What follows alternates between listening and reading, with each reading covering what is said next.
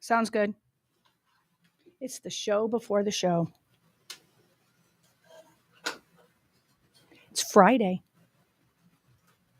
Really? Yeah. Did you know that? No, it's not. Yeah, it is. It really is.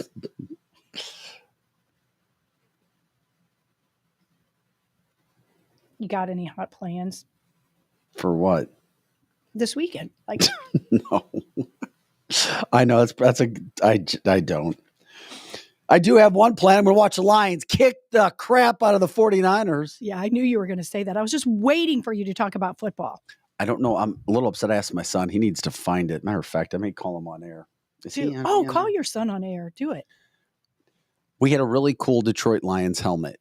Yeah. Like a real helmet. And nobody knows where it is. Of course they don't. Or I would be wearing it right now. I have no doubt.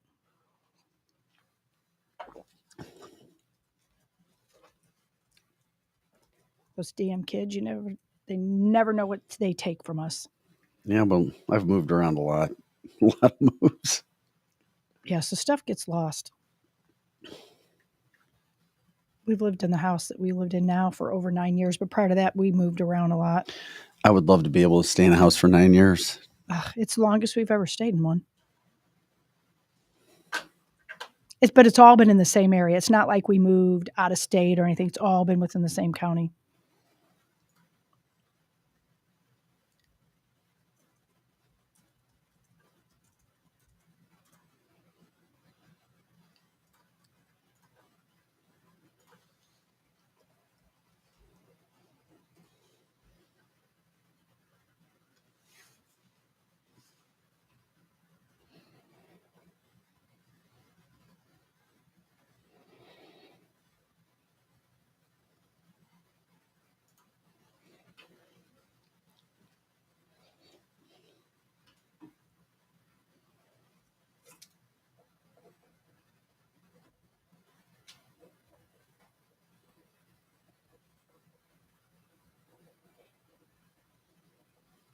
Today, I hope we can even get in all the stuff we got to talk about. I don't think we have enough hours in the day.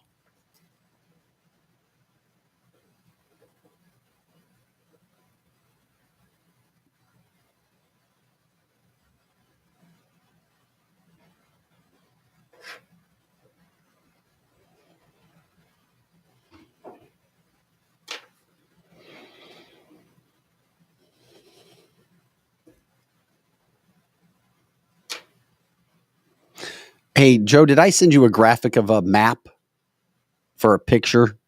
What'd you say? I'm sorry. Did I send you a graphic of a map for a picture? Not that I can see.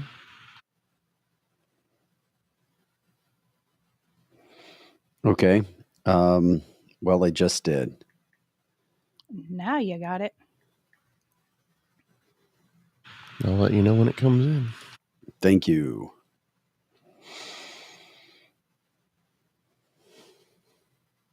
Got it.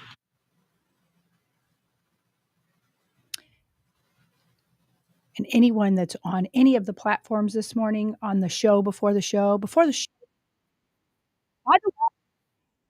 way, that was good to say. By the way, according to Joe Biden, I did send you share the two. show. You do have two Joe Biden blunders, right? Yeah, I don't know why that started playing as soon as I clicked on the tab. The play button wasn't even I don't know what happened. That was a glitch. We wanted the listeners to pay attention. By the way, it's Free For All Friday.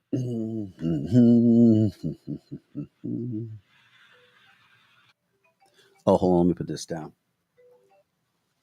This isn't a butt dial, is it? Good, man. Hey, let me get away from here really quick. Yeah, we're getting ready to go live. The show before the show. And if you noticed, Vic gets phone calls and he's got that old ringer. Did you guys hear that? Does anybody else have that really old ringer? That is definitely an ancient ring. Isn't it? Yeah. Isn't it? I heard it earlier this week, Joe, and I was like, who the hell has that old ring dial? Like, it sounds like what? I don't know. Mid-1990s ring. Yeah, that's like the original. The original one. Ringtone for iPhone. Yes, that's exactly right.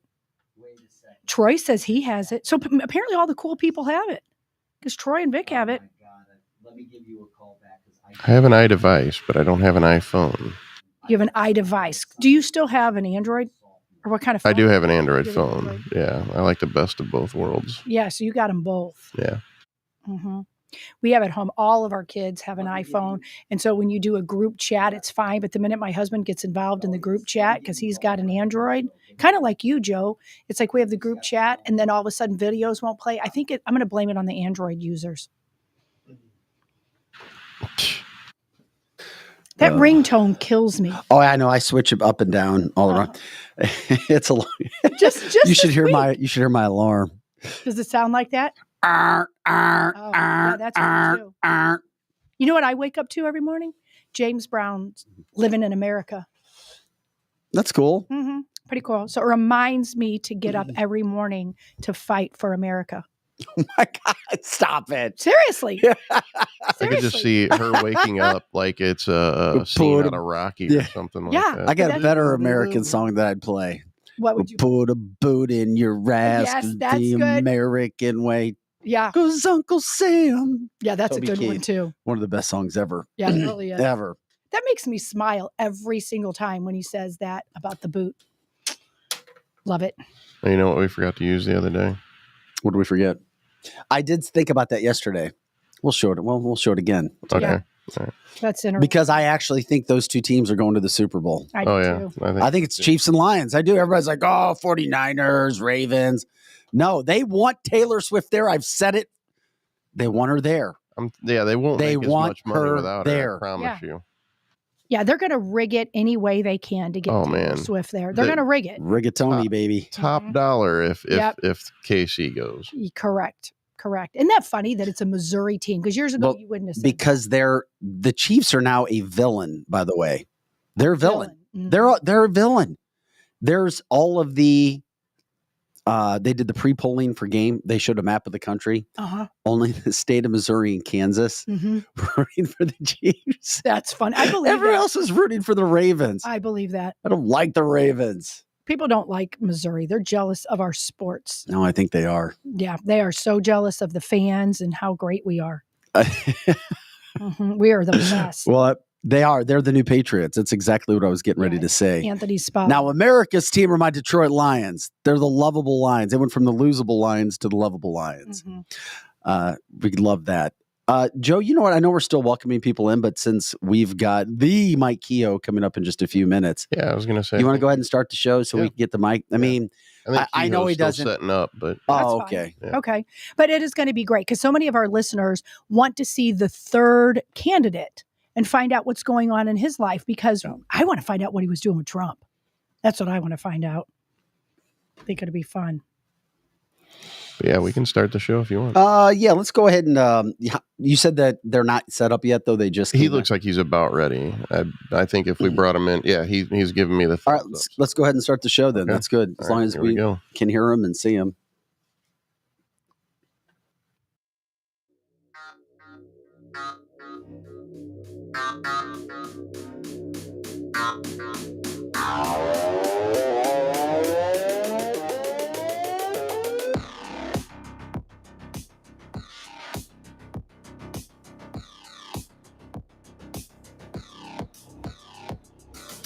Oh, yes, it is Friday. Welcome into our Free for All Friday show. We let it loose a little bit on Fridays. Vic Faust here, Lizzie Sparks, Pro Joe in the house as well. Welcome into cancelthisshow.com, of course, Monday through Friday, 8 to 10 a.m. Central and all the time on our website, cancelthisshow.com. You know what we do? News headlines, politics, interviews, both local and national, cancel culture, education, business, you name it. On Fridays, of course, we get a little wild and crazy as well. That's in our 9 o'clock hour. Eric Johnson, by the way, our good friend, he'll be here shortly. He comes in on Fridays. And, of course, Kelly Mano. She taped her third show yesterday. Super popular, isn't it? It's going pretty damn well. The Kelly Mano Show. Kelly will be in at 9 o'clock, the social media superstar. We got a couple different topics today. I wanted to talk about pranks with her, too.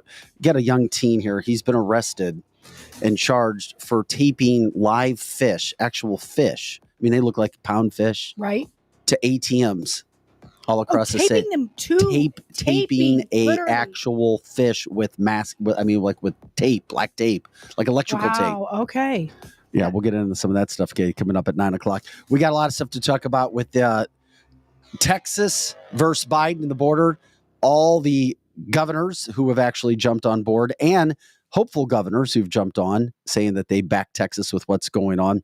More Biden blunders, which is crazy. The New York Post also saying now that they have sources that say Michelle Obama is gearing up for a run by May. Nope, okay, not a there you shocker. go. Lots of stuff going on. We're going to get into this. Lots to get to. But we're excited to have Mike Kehoe, the lieutenant governor from the state of Missouri, on with us for the first time here today on cancelthisshow.com. Mike, good morning. Thanks for taking time to join us. It's appropriate that you're here on a Friday. It's a free-for-all Friday because you go all over the place when it comes to support things that you have done. Before we start talking about what's going on as your lieutenant governor job, what's going on running for governor, Lizzie has just been dying to ask you a question. She has been dying to find out about some of your activity this week. Yes, I've been dying to find out. Did you see Trump? What were you doing with Trump? What were you doing in New Hampshire? I can't wait to hear all about it. Well, first of all, Vic and Lizzie, thank you for having me on the podcast. I'm sorry yesterday didn't work out. My youngest daughter was in a car accident yesterday morning. Oh, no. She's Oh, fine. how old is that daughter, Mike? We have 4 children, 3 are girls, and when the boy gets in a car accident, he's like, yeah, it was an accident, it's no big deal. When one of my daughters gets in the accident, it's a little more emotional. That's all I can say. I can understand that. I've got All 4 is well, girls and in I the car. apologize, but Lizzie, New Hampshire was unbelievable, to answer your question. And yes, I've talked to the president many times, including my wife and I going down to Mar-a-Lago about a month ago and meeting with him. He was on fire the other night, as he always is. I mean, the guy's unscripted. He speaks from the heart, and it's fun to be around him. Enthusiastic crowd, obviously an incredible victory. Have Vivek with him and Tim Scott as well. Eric Trump was there and a cast of others. It was a very cool evening. And, you know, I was pleased. The Trump team asked me to make a video about the president, and I was able to do that before the room got really crowded. That was one of the reasons we went up. And basically my message was to folks is that, you know, remember what Ronald Reagan said back in the 80s. Are you better off today than you were 4 years ago? And my question to Missourians and to Americans, I'd like you to ask yourself that same question today. It's very, very appropriate to say, how is your life today versus 4 years ago? How is our border? How is our inflation? How are our interest rates? What all the things that are affecting Missourians right now are way worse off today than they were under the Trump administration. And so it's a simple math. I mean, this is a fact. People should be able to figure this out. And we were happy to be able to participate in that.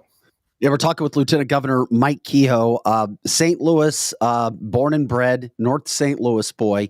If you could, before we get into what's happening with your current job, what's happening at the border, and of course, the all-important how the campaign's going to be the next governor of the state of Missouri, tell everybody a little bit about yourself because, and I'll get into this a little bit more, you're not somebody who's splashing yourself all over the place in regards to, well, I'm here, I'm there, and trying to make a big scene so that you're seen. But I think it's important because you have an interesting background, especially, I mean, we're a national podcast, but most of the listeners and viewers are throughout the St. Louis metropolitan area, and You're a St. Louis guy. Well, yes. And I'm born in Walnut Park, which is North City. And then moved across the tracks to Baden. So that's, if anybody knows where Calvary Cemetery is up north, that's usually kind of the landmark that people would refer to. Very humble beginnings. Can't believe I'm on a podcast with you. I can't believe I'm in the office I'm in based on where I was born. You know, most people, my father left when I was a year old. My mother raised 6 kids by herself and worked 3 jobs. And, you know, in this country, most times kind of where you're from and who your parents are kind of dictate where you end up in life. But my mom was a person of great faith, and she instilled a great work ethic into us. And trust me, I know what hard times are, and I know what hard work's all about. I was fortunate enough to get a break working for a guy that everybody in the St. Louis area, including you all, will know the name, was Dave Sinclair. When I was 15, I started washing cars for Mr. Sinclair, and he was kind enough to really take me in and be the father figure in my life and a mentor His family and I are just like family today. They jokingly we say I was the 8th adopted kid, but I always said I was Dave's favorite. That the other kids didn't like that very much. Mr. Sinclair got me a great start in life, and I'll never forget it. And so went on from there to working my way up through that organization, becoming his manager. And actually, he and some other dealers in town own a manufacturing company in a little town called Lynn, Missouri, in Osage County, about 20 miles east of Jefferson City, and asked me to go down there and help them with a manufacturing facility. I did that at 25. I actually ended up buying the facility about a year later, and we converted it into building emergency vehicles, ambulances. And today that business is about the 3rd largest emergency vehicle manufacturer in the United States. I went from Lynn to Jefferson City right after I met my wife. I met my wife on a blind date. The Sinclair girls set me up, and 3 weeks later we got engaged. And so I always say, I meet people all the time and say, oh, we've been dating each other for 6 years. I'm like, for God's sakes, get off the pot here, man. But anyway, about the same time I met my wife, we moved to Jefferson City, and I was able to acquire the Ford and Lincoln dealership here, again, with Mr. Sinclair's help, and have been a small business guy for 35 years. That's really all I've ever done. That's the American dream. I love it. That's what this country likes to hear. That's what this country needs more of. And of course, when people see that American dream being attacked in so many different ways, they get upset, and they should get upset. Talking with the Lieutenant Governor, Mike Kehoe, right now. Well, Mike, Vic, that's exactly why I'm here. This, when you get into politics and public service, it's not a lucrative business, especially if you're a small business guy that's had several businesses. Where first generation farmers have been 39 years in the cattle business. And so we also have a agricultural business in operation. But I want to make sure that your kids, my kids, grandkids, they have a chance to experience that American dream. And government is really good at getting in people's way.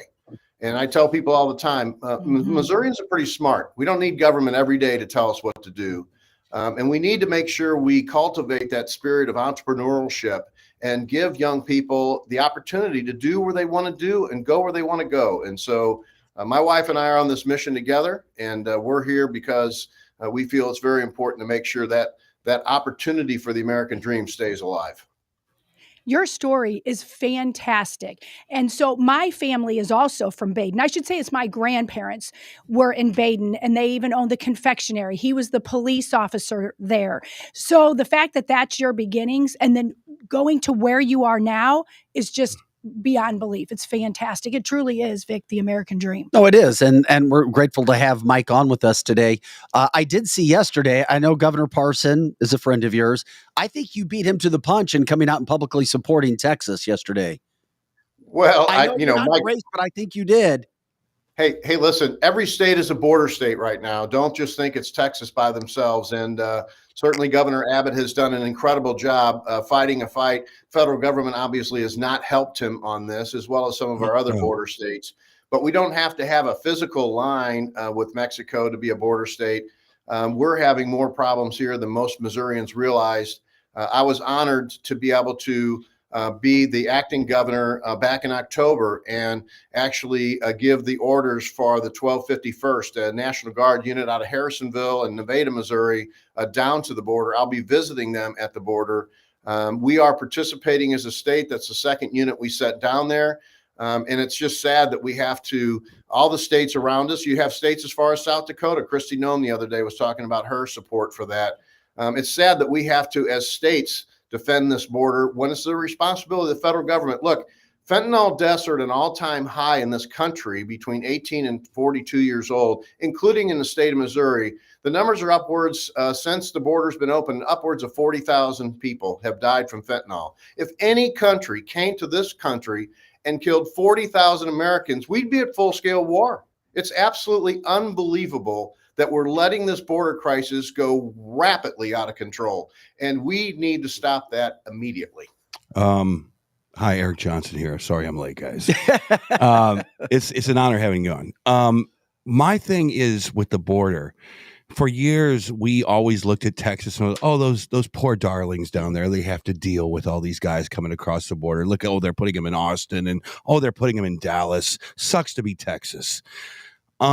I only know politics is local in my backyard, St. Charles, Missouri, and I'm noticing something, and I would love an answer from either you or Governor Parson right now. Are we letting illegal aliens into these counties covertly or otherwise without our government letting the people who are paying the property taxes know right now? And I can give you example after example of non-American speaking people working in local establishments. I'm confused. What's the policy of Missouri right now letting the people coming over the border live in our counties without us knowing? Well, as you know, we're not a sanctuary state, so No. that's not something we're, encouraging or asking folks to come this way. Individual municipalities, and I will tell you, individual charitable organizations sometimes are taking refugees in, not just from, folks across the border to the south. There's a large effort on the west side of the state to bring Ukrainian refugees in. They're coming in legally, by the way. Isn't that But a governor? Just stop you real fast. Isn't that a governor's job to say, I know what's going on here, guys. We're done. This is not going to happen. Kansas City, St. Louis, Springfield, Columbia, wherever it is, we're not doing the illegal immigrant because before But you know doing what though? we're not going to allow. How do you stop illegals from coming into your state, Eric? You know what's going on county by county. I don't know. That's a good question. Vic asked a great question. How would the governor of Missouri stop that before it becomes too late? Well, you have to work with the municipalities who are making local decisions. Republicans, conservatives believe in local control. So some of these municipalities are some of these non-for-profits, like I said, that are figuring out ways, and I'm not suggesting they're doing it behind the scenes, but they might be doing it from what they believe a Christian standpoint of view in some cases where they're trying to help some of these folks out. From a statewide effort, you can make crystal clear that state resources are not going to go to entities that are helping illegal aliens relocate here. You always follow the money in most of these situations, and that's where it normally would come down to. But to Vic's point, when some of these illegals come into various parts of our state and some organization that's not a tax-funded organization starts helping them, they don't register or tell us. Sometimes local law enforcement you can get a tip from various people, but it's not, it's one of those things that's very hard to track. I think our state continues to need to be, and I know Governor Parson feels this way, we are not going to be a sanctuary state. This is not the place to open things up. Now, Tashara Jones in St. Louis wants to do that. I think it's crazy. And there's the question. Well, there's the question. There's the rub right there. Yeah. If and when Mike is governor, yes, he's going to have to deal with St. Louis City. Well, that's my whole question. It's like when a governor goes, well, if Tashara wants to do it, or our good friends here in St. Charles County want to do it, and I don't even know the civics on this, but is it the governor's job to say, no, you shan't be doing that because it's against the law? Or do we have to write laws, or what's the next progression in this? Because we have 20 million illegals coming over the border. I mean, eventually they are going to make their way here, yes. And eventually the good taxpayers of St. Peter's and St. Charles are going to be paying for it. Well, that's part of the reason we had Mike Owens talk about his campaign well. And Mike, you're running for governor, super popular. You've raised a lot of money. You're very well liked. And of course, you being in the state of Missouri, you're going to have to deal with some of these issues if you are governor. And obviously, this is a big deal for you in your campaign, I'm sure, as you're trying to run to help the people of Missouri. Yeah, and it's the same, the problem with this is it's the same as a national problem. If you are spending resources on people who are here illegally because the border's wide open and they're coming into Eric's point by the millions, then you don't have the resources to take care of the people that are born and raised here that maybe actually deserve and need the help.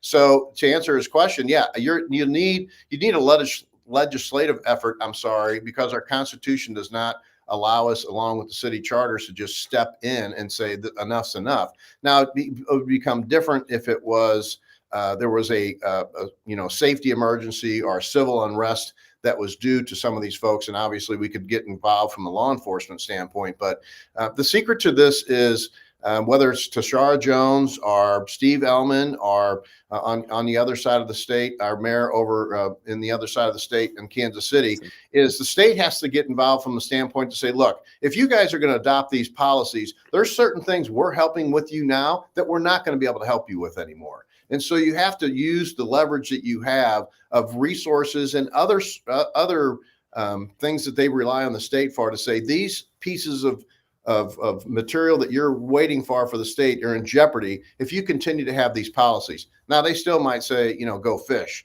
but it's the bottom line is, we wouldn't have this problem if the border wasn't wide open. Remember that. When we had President Trump in from 16 to 20, we had the border under control and getting better. And when you have trickling through illegal immigration versus pouring through like a fire hose, it makes a difference throughout the state. So being able to shut the border down has to be where you start. And I think we need to make that change come this November nationally. Talking with Lieutenant Governor Mike Kehoe. How are you doing on time right now? Because I know you're super busy, and I know that we've had you, I don't know, for about 15 minutes already. It goes fast. Do you have I got time? a few more minutes if you guys do. Yes, sir. A few more. Okay, real quick. Can you describe, obviously you're running for governor.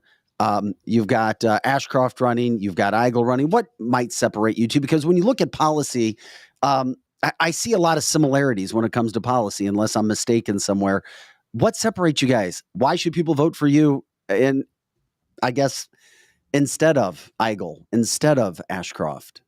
Well, listen, you're right. They're obviously Republicans and conservative folks, but there's a difference between somebody who stands up on a rock or a table and shouts, "This is what I'm going to get done," and somebody who actually knows how to do it.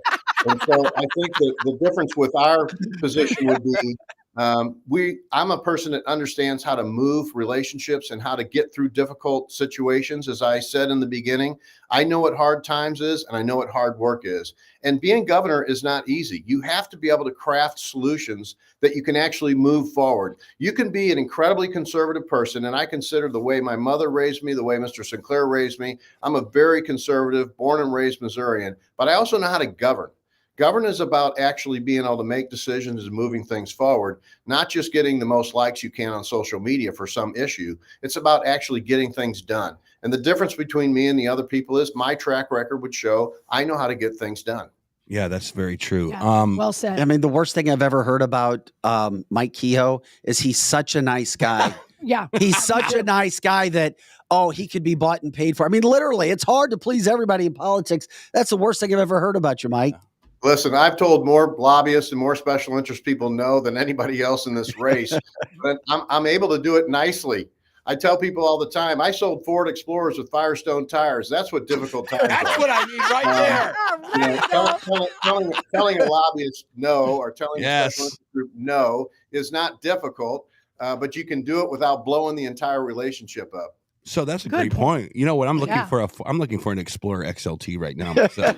But By the way, we don't have Firestone tires on them anymore. And my that's wife's all right. I got you. Well, that'll be my wife's on her fourth Explorer, so I either don't like my wife or they're very safe. damn. Yeah. 34 years of marriage, you just say yes, ma'am. That's all. I understand Yeah, that good totally. point. Yes, you do. Here's Yes, the you do. question for you. And we talked to Nick Schwar, and he's a proponent for. I don't know if he's a proponent for it, but taxes are getting a little high. Property taxes are going kind of through the roof. Eric, they're not going anywhere. Property taxes Come on. not going anywhere. This is the state of perpetually telling the people we might get rid of property taxes. And then they don't. Right? do Am I it. lying? No, and then you don't do it because the problem is too many politicians say we're going to get rid of personal property tax, but they don't understand the legislation. There's things you have to do. There's a Missouri Constitution, and often you have to get rid of income tax or some other tax before you can do that. So people that are just screaming to the rooftops, I will get rid of personal property tax. It's not that easy. It is a very popular discussion. It's the topic. Is there okay? My point is this: St. Charles, I keep bringing up St. Charles. That's where I'm from. I'm sorry,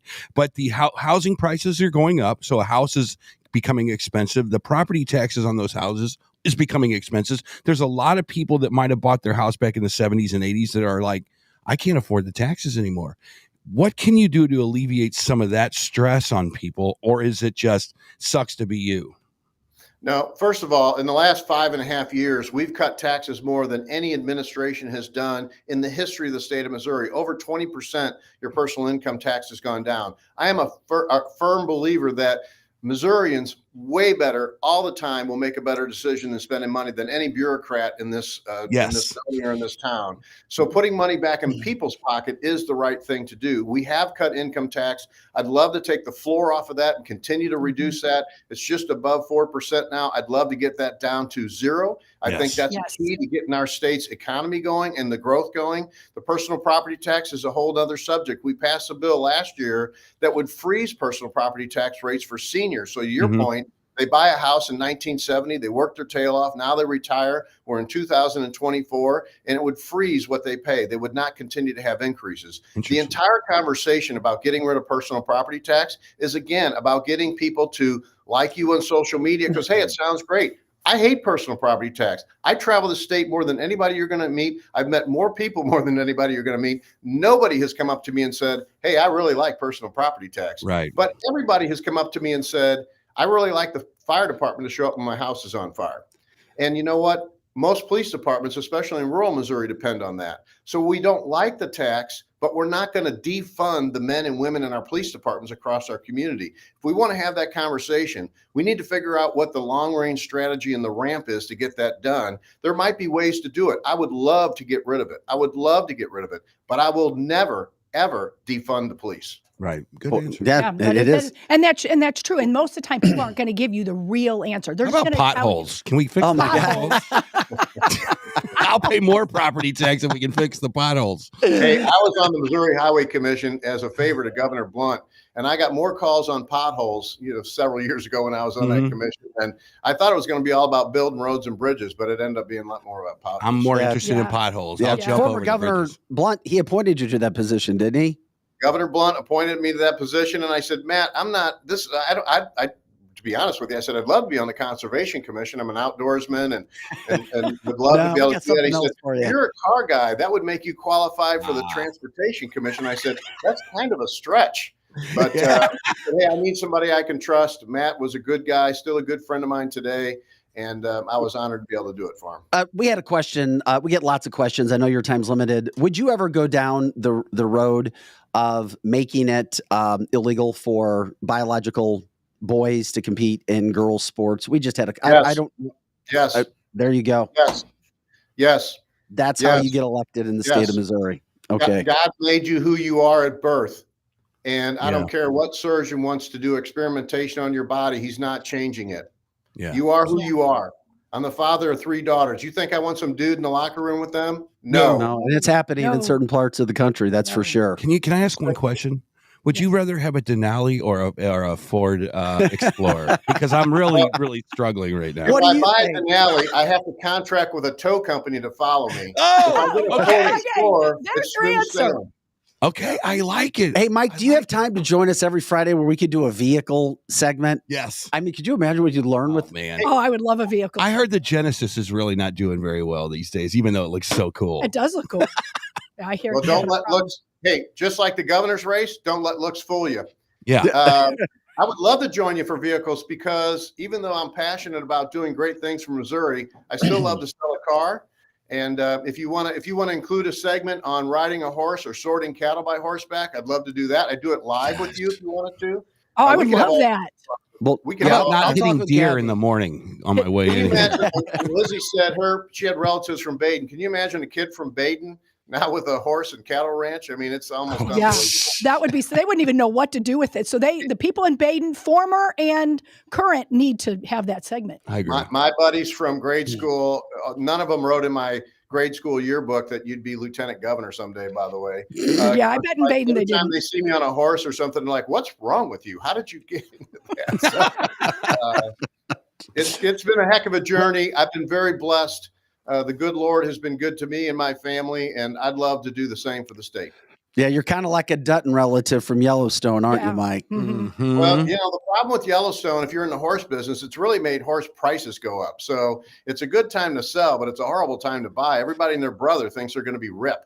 So that's more because of Joe Biden, though. I think. Hey, Lizzie, well, that's probably a good point. I think Rip would do a better job Biden's doing. So Sure. He'd be better looking too. he doesn't know what Yellowstone is or what streaming is. He's not sure about all that stuff. So We're going to okay. prove that. Yellowstone. He thinks that's the Leader of Rocky the free peas on world. every morning. Yeah, I'm Yeah. sure Lizzie, did you want to ask? Did you want to ask what his what was it? His first job or first duty would be if he or his Yes, number, yes. So what is your before number we get one out of thing? here? If or when you become governor, what is the first thing you want to do? What's your first thank you. priority? So when my hand slides off the Bible, the first thing we're going to do, we've been honored to be endorsed by the statewide Fraternal Order of Police as well as the Highway Patrol Troopers Association. By the way, first time they've endorsed a governor candidate in the 42 years of that organization's existence. But when my hand comes off the Bible, those organizations, as well as community leaders from across the state, we're going to get together and we're going to have that conversation on how do we fix crime. Crime is the number one issue across this state that Missourians ask me about every day. And we've got to stop talking about it. We've got to actually do something. I am going to be the toughest governor on crime, period. We got to get the best prosecutors in place. We got to back the right prosecutors when they're running. Gabe Gore has done an awesome job for you up in St. Really Louis has. there. Yeah, he has. Absolutely. He has. He's doing I don't great. even know how to describe what she was. Well, she wasn't Well, the doing bar it. was set so low anyway, too. So the Yeah, very true. first thing has to be, what do we do as a state to take care of our existing police officers? How do we get resources to them? How do we make sure we keep their back? And what do we do to recruit more of them across the board, whether it's the sheriff department, the highway patrol, or local police department? Crime is the number one thing. The cops will be in my office 5 minutes after that hand comes off my Bible. We're going to do what they say needs to be done to get our cities back. I want to go. I still work in Walnut Park at a community center, Lizzie. And I'm telling you, when you go up there, it's interesting because all day long, you don't hear fireworks, but you hear something similar to it. And trying to make sure we get these communities back. These people up and down in North St. Louis, listen, I've walked the streets. I've talked to these people. They want to go out and paint their handrail or cut their grass without getting shot at. And that's what we need to bring back. You're not going to get economic development. You're not going to get young people to stay in the state. You're not going to go anywhere unless you start putting the bad guys away and keep them away and back the blue. I could do 30 Back to minutes blue. on what he just said. Yeah, no, I know Yeah. you could. I literally could. Yeah. Well, do you know Justin Hicks yet? State Rep Justin Hicks. That's Lizzie's son-in-law. Oh, very good. He's a great Yes. guy. Yeah. Excellent. I'm very fond of him. A little partial. So, I'm glad you didn't say anything. But yeah, he's a great. I'd be worried if you weren't very fond of him. I would be calling him right now. You would tell him about that. Mike Kehoe, Lieutenant Governor. Hey, we appreciate it. We'll be in touch. We'll be in touch with Gabby. We'll see what your schedule looks like. Love to have you back in. And I'd love to be on with you guys. It's been a lot of fun. Again, I apologize for yesterday. That was the horrible experience. Oh, for no, me it's and all you, good. Sure, but I don't. we'd love to be on again. Talk cars, talk cattle, talk Yes. horses, talk politics. You name it, I'm here. I think you do well if there's ever a debate with you, Ashcroft, and Eigel. I don't know if that's ever going to transpire or not, but I think you do very, very well. I have 2 words for that. Giddy up. Bingo. Giddy up. Giddy up. Very good. All right, Lieutenant Governor Mike Kehoe, have a great weekend. We appreciate your time. All right, you guys have a great day. All right, thank you so much. Cancelthisshow.com. Eric Johnson in studio, Vic Faust, Lizzie Sparks, Pro Joe taking care of the boards. That was a lively interview. Yeah. Yeah, That was it good stuff. Now, granted, this first time we're talking to him, a lot of surface stuff, a lot of fun. We didn't dive down in every single issue, but damn, when somebody tells you exactly what they're going to do off the forefront, it's Correct. like, oh, okay then. Yeah. And here's the thing, all these candidates, except for Eigel, because he's way out there. But most of them are going to tell you the same thing. I was thinking about that the other day, Vic, when I was watching the What's that? Eigel standing on tables screaming and yelling at people? well, or flamethrowers or whatever. But here's the thing. I was thinking this the other day, guys. Okay. I was watching Nikki Haley in her acceptance speech up in New Hampshire, and then Donald Trump, obviously. And I was thinking to myself, did you guys ever have a big wheel when you were a kid? Yes. Yes, I loved the All right, big all right. wheel. Loved it. And you would walk outside and you go, I really like this big wheel. It does what I want it to do. You can ride around on it and skid around. Well, that's Nikki Haley. It's this big wheel. It's kind of cool. It usually rusts in the corner and then you forget about it.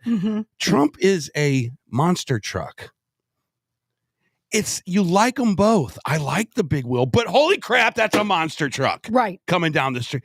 That's the thing. We like all of monster truck. What's Biden? Biden. He's Biden is a rusted bicycle that's in the woods. A dump yard? Yeah, The he had a flat rusted tire. bicycle that has no tires on it. But the Giddy thing, up, Cowboy Kehoe.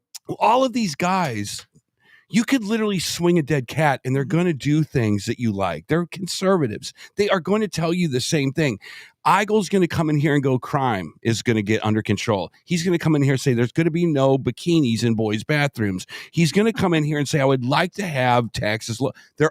This is a personality contest. You got to like the person for who they are. And you're almost voting more on minutia this year, I think. I think so too, because all three of them are Trump guys, which is good because some are and not. All three are similar with policy. They are. All three They're of the them same. Yes. So I'm like, what separates you guys? Right. And that's why I wanted to have Mike on, because for whatever reason, people don't seem to call him whatever to have him on, because they've labeled him the rhino.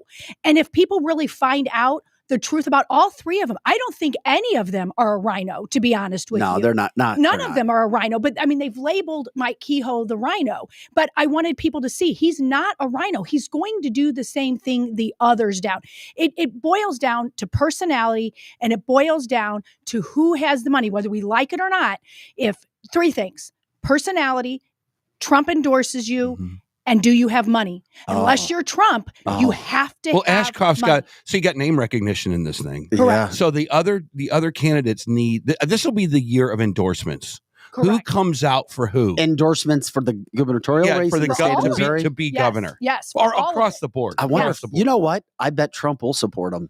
If Trump yes. comes into It was before you came in. Did you hear part of the interview? he went up to New Hampshire. He was hanging out. He presented videos for Trump. If Trump comes into Missouri on Trump Force One, lands in Columbia, and says, "This is my guy. Vote for this guy. I'll see you. I'll see you at the White House." And that's what I'm hearing. If that's what from happens, the insiders, is Mike Kehoe is going to be endorsed by Trump. I don't know that for fact, but I have insiders, and no, it's not my son-in-law. It's other people. It's DC people. It's people down in Florida, and all of that.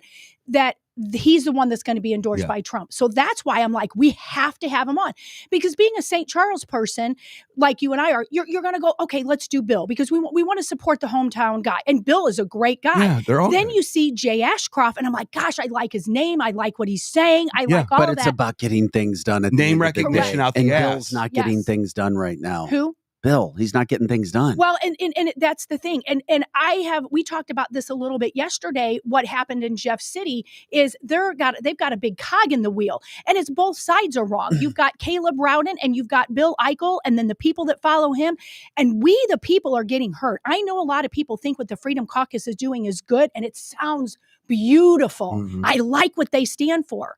That being said, if you're down there, and I have people that, and maybe we'll play it next week because I didn't bring it, is video of what was going on down there, and you can find it yourself by going there.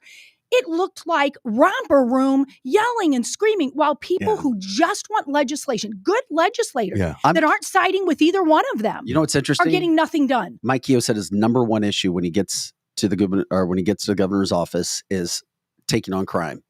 Does that mean an endorsement from Attorney General Andrew Bailey, who is super popular in the state right now, would help? Oh, I think You think? so. I think so.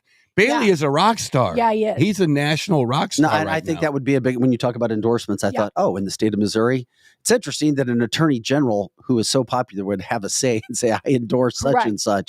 Yes. But I do think it would go. This is not, I don't know that it's on the margins because have not seen the polls. And remember, but the rest of the state besides the St. Louis metropolitan area. Yeah, you have to, we a just lot want of to people deal in with St. our Louis area. forget all the other votes throughout the entire state of Missouri. Yeah. Correct. No, I just think you're going to put your eggs in the basket. You're going to really you're not looking at special interests. You're looking at people to say, I'm going to pull a lever for this guy, because they're going to do the same thing. They're the same quarterbacks on the same teams. And they basically, you're looking for. I was waiting for an analogy. Well, that's 3 quarterbacks right now. That's all I got. It's Who's like Kehoe in the NFL? Keyhole in the NFL. Okay, that's a good question. That's a great question. I think that Keyhole probably is kind of like a. I'm not going to say Tom Brady. I don't see any goats out there, because a goat, you don't need a key. If you're a goat, you don't need to have an endorsement. I would say Keyhole is probably like Garoppolo, maybe. Oh my God, you just did him a disservice. I would say he's like Eric did just say that. I'd say he's like a Garoppolo. No, I would say that. I would say that. You know who he is? I'm going to tell you who he Go is. ahead. In my humble opinion. Okay. As you have these quarterbacks who come all the way good up. quarterback, but just doesn't, you don't know him very well. Jared Goff with the Detroit Lions. Of course I was going to say the Lions. You know that, Eric.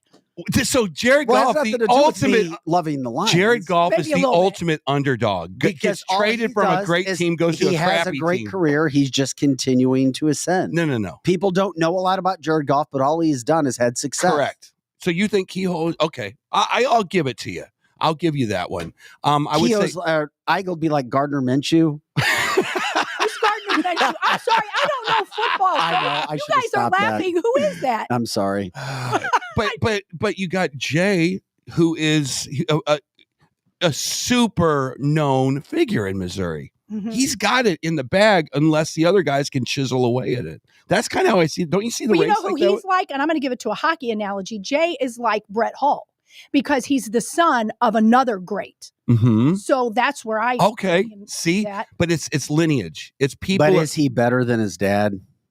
I don't know that. Yeah, not yet. Yeah, I don't know that. I don't decide. See, that's the hard thing. He has We are- to have time to prove Yeah. it, and he's not but yet. but Right. but young Correct. Junior And Brett overtook Proved it. his dad. Yeah. Junior did. Bush proved that you can be a complete moron. But and I live do off like the that. coattails I do like of your dad. I do like that. I do like where you're going with That was a Lizzie. good one. That was I do like definitely a good Yeah. one.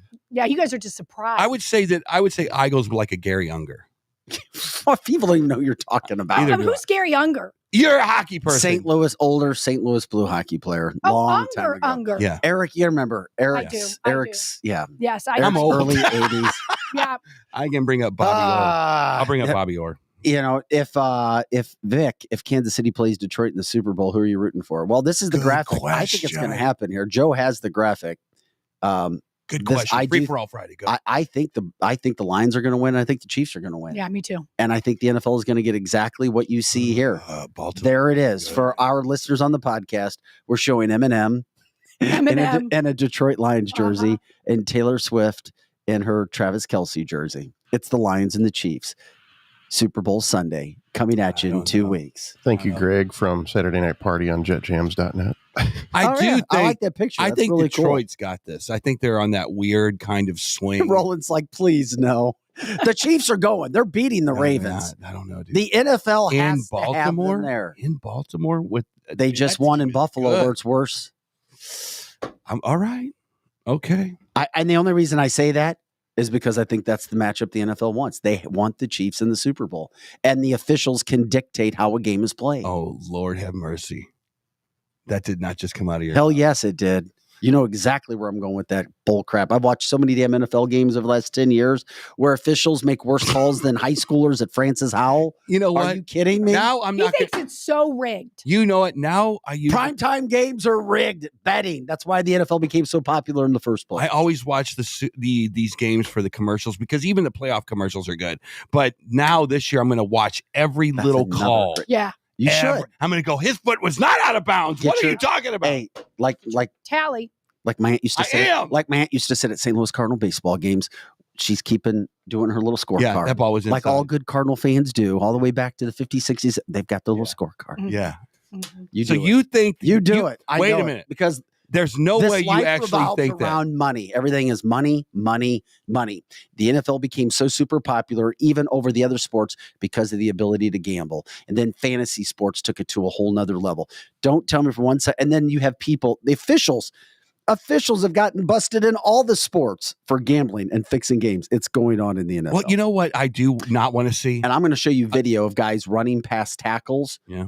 It'll blow your Shut up. Look it up on TikTok. I can't take this. You'll see It is Patrick Friday. Mahomes running down the field. He's running, and here comes It the happened D-back, twice in the and last then a game. D-back just goes Yeah, I was like, why don't you just Yeah. let him run and into the turns. end I'm telling you, Hate that. maybe not all of it, maybe not the final outcome, but how the game is played and point spreads 100%. zone? If this year's Super Bowl turns out to be the 49ers and Baltimore, it will remind me of when Baltimore played Tampa Bay and it was 7-6. Do you remember that game?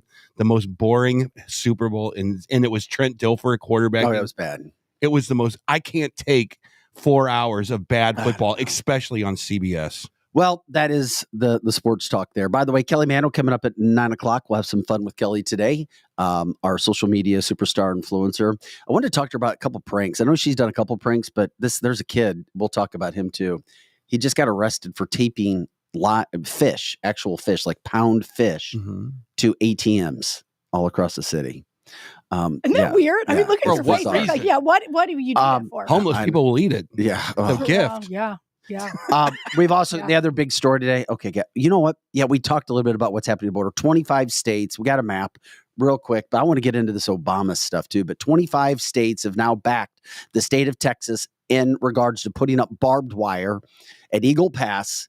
Those are the 25 states in red. For our listeners on the podcast, it's most of the Midwest, upper Midwest, and down into the Southeast, plus Alaska. I thought that was an interesting one, that they support Texas protecting themselves. Yeah. But we've got a serious situation. You've got Congress trying to come up with border protection policy. Lindsey Graham saying, we have a great deal. We need to sign it. Ted Cruz is like, no way, this is bad. I don't know if anybody really knows exactly what's in this plan, but all I know is we got another controversy going on, another shiny toy over in the corner of the room for everybody to look at while nothing's getting done.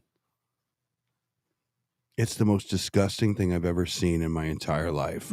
You're starting to see the plans that these guys laid out 3 years ago come to fruition. Scary. It is unbelievable. And now it's out in the open. And now a lady that doesn't want to run for president is now threatening to run for president, Michelle Obama, to keep this going, whatever this is. I'm glad you brought that up because we have talked about this on this show for several months. Joe said things, I've said things, Lizzie said things.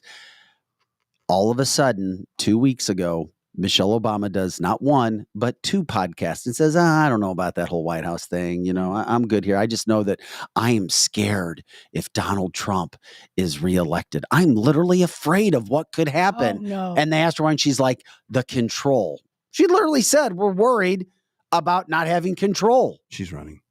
Yeah, I think she's running. She better be afraid. The New York Post came out yesterday. She's running. And said, done.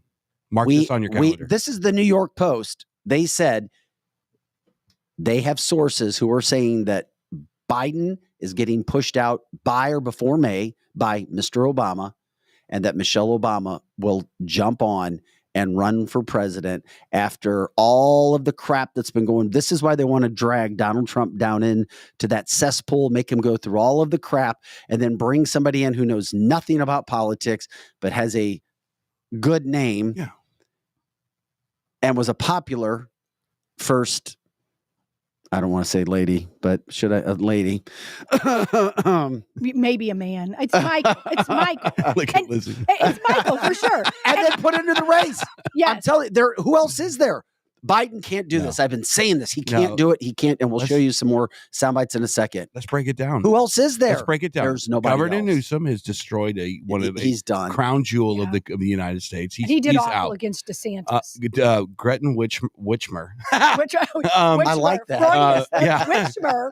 the governor of the great state of Wisconsin, correct? Mhm. She's not running because she just has no name recognition. Trump would run over her like the proverbial big wheel. Mm-hmm. Biden's definitely not. I'm telling you right now, if you watched any of his rallies, hey, Joe, can we show? If you watch his rallies, he cannot speak anymore. No. He did that 2 days ago. He's Then yesterday- mushmouth from Can you show him yesterday? He really, this is even worse. It's every day. And of course, we show you on Cancel This. You don't see it on mainstream media, national or local, but this is the freaking president of the United States. If Donald Trump was stumbling and bumbling and all confused, you'd hear it everywhere. But you don't hear it everywhere with Joe Biden. We make sure to show the stuff. It was literally back to back days where he's literally standing there at the press conference and you can't understand. It's only 7-8 seconds, but you can't understand what he is saying. That's where it goes. So Joe's going to pop that up here. Can you find it, buddy? Do you remember what it was labeled in the email? I can't find it. Well, and while we're doing that, okay, Dawn. just get an episode of Fat Albert and play Mushmouth, and that's it. And that's what it is. Okay, so Eric, you said mark this date, okay, about Michael running. Okay, so Dawn, as a listener, is saying that 123, so last year, you had said Biden, the eagle has landed. Mark It's called down. Biden. The eagle is landed. Right, operation it's on. 1 year ago. One year ago, basically. So this started when COVID happened, 2020 to us anyway, and we were like, what are they doing? Why are they letting the border just fly open? Why are they taking down the fences? Oh my God, the dollar's going out of control because they just gave away $5 trillion in aid money. Oh, I see something's going on here. Why the transgen? So we're trying to put together this mosaic of what they're doing. I'm starting to figure it out. Yeah, we're proud of you because we were saying that you got it. You get what's going on. This is about demographics, changing the voting structure of the United States. This is about this is about destroying the United States economy so that you can go all digital. If you go all digital, you can control the people, correct? Oh, it's a shame we're going digital at some point. It's a shame you didn't. It's a shame you got convicted of this crime. Now we have all of your Bitcoin. They're trying to make everybody on electric cars. And by the way, Governor Newsom's saying, I'm going to put a governor on your car so you can't go over the speed limit. If you've ever seen a party, it's done. He's already paying for legal health. And then we don't even really know what they talk about behind closed doors in Davos. We don't understand what this world planet government's supposed to be about. And we will, I guess that's the next thing you need to figure out. We're showing that on a daily basis here. We were doing that every day, Eric, with Davos too. Here's Joe Biden from yesterday. Remember 2 days ago, he was all, we're going to show Donald Trump you mess with blah, blah, blah, blah. Come on, give me some. And then here's Joe Biden yesterday, back-to-back days. The beer brewed here, it is used to make the brew beer in this refinery. Oh, Earth Rider, thanks for the Great Lakes. I wonder why it's called. Those dumbasses. The beer brewed here, it is used to make the brew beer in this refinery.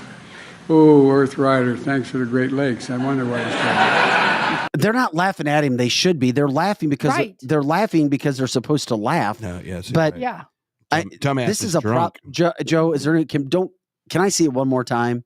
I'm trying to look at his face. This guy. And then we'll show you another Biden that happened in December that somehow it slipped through. We didn't show it. I wanted to see his face when he said this again from yesterday. The beer brewed here, it is used to make the brew beer in this refinery. Oh, Earth Rider, thanks for the Great Lakes. I wonder why it's called. Earth Rider. It's that's like some from the 50s. Well, it's that little earpiece he has. Somebody's going, Earth Rider. We got to get Joe Biden on the stage as fast as we possibly can. Earth Rider. You remember that cartoon, King of the Hill? Yes. You remember Boom Hour? No. Did he get confused, the one of the friends, the one that just mumbles like, yeah. I was thinking that the teacher on the Peanuts. That's what he was 2 days ago. Oh, he was the Peanuts tell me teacher you got 2 days ago. I got to see more. I could literally. Oh, you want to see more? I could. If somebody had pop the other one up. If someone has a TikTok channel of just the mumbles of Biden, I would be there all day. Mm-hmm. I would not leave my couch. I'd be from the chat line. I would literally be there. I would just get a beer and just, this is crazy. Robbie's like, yeah, no wonder there's war in Israel. Yeah. Right? War in Ukraine. He's like, what's Israel? War in Taiwan. And now, of course, Russia says that Alaska is theirs.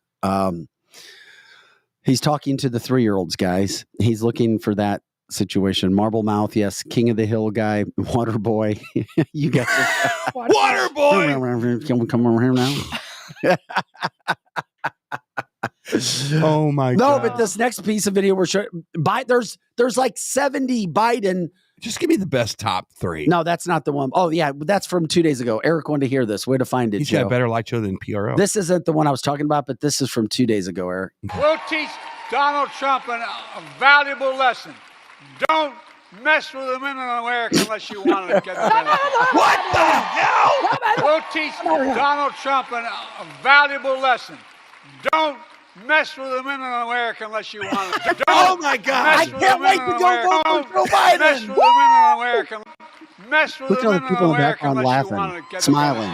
Oh yeah, we love you. We'll teach Donald Trump a valuable lesson. Oh my God! Don't mess with the women in America unless you want to get the benefit. You know what he's saying, don't you, Eric? You know what he's saying? He's like, don't mess with the women of America. And the reason why, because it's like a pro-choice type thing. And so he's saying, don't mess with the women of America. We've heard it like 50 times, so now we can decipher. That's the best I can tell. It's like hieroglyphics. Look at this amazing script. Let's figure out what he just said. Yeah. Give me another one, please. We've got one more for today. I tell you what, is there a way we can cut this up and see if Kelly Mano can figure out what he's talking about? That would be just put him back to back to back. Yes. It's Biden. What does it Biden say? said December 13th, buddy. Okay, so here you're going to get another one up now. Right here, Eric, because this is from December 13th. Or at least it was. Now, Lizzie, you sent it in. I missed it. But I hear honking. So I was like, was this during COVID? And it just got posted December 13th? I think so. But regardless, what he is talking about, I have no idea. Here we go. Bring talking about this one, right? Yes. Okay. By the way, The same stable genius that said the biggest problem we had in the Revolutionary War is we didn't have enough airports. What? Whoa.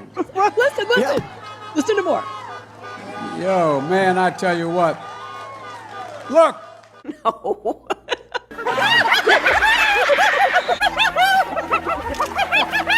By the way, the same stable genius that said the biggest problem we had in the Revolutionary War is we didn't have enough airports. What the? What? Whoa. One if by land, two if by sea, three if by air. Oh, man, I tell you what. Oh. Look. Oh.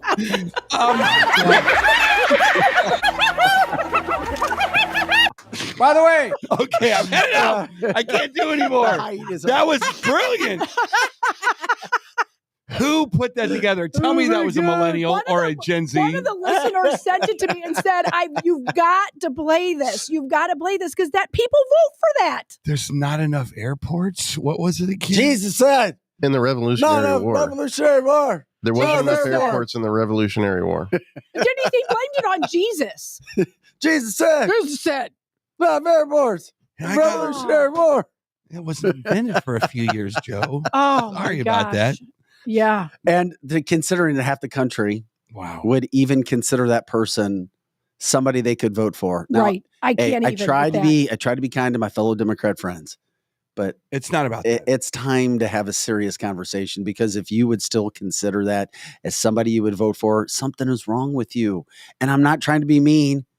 Something is wrong with you. The only thing I'll say about Nikki Haley is she needs to get out so they can. She's done, Eric. They We're need so done to. with She Nikki. is They need to train their weapons on that, not Oh at my each God. other. I thought, and I'm going to ask you guys this, and then we'll get to Kelly Mano and we'll laugh. And have Kelly's fun. coming in a little bit. We're laughing now. But here's a question to Lizzie.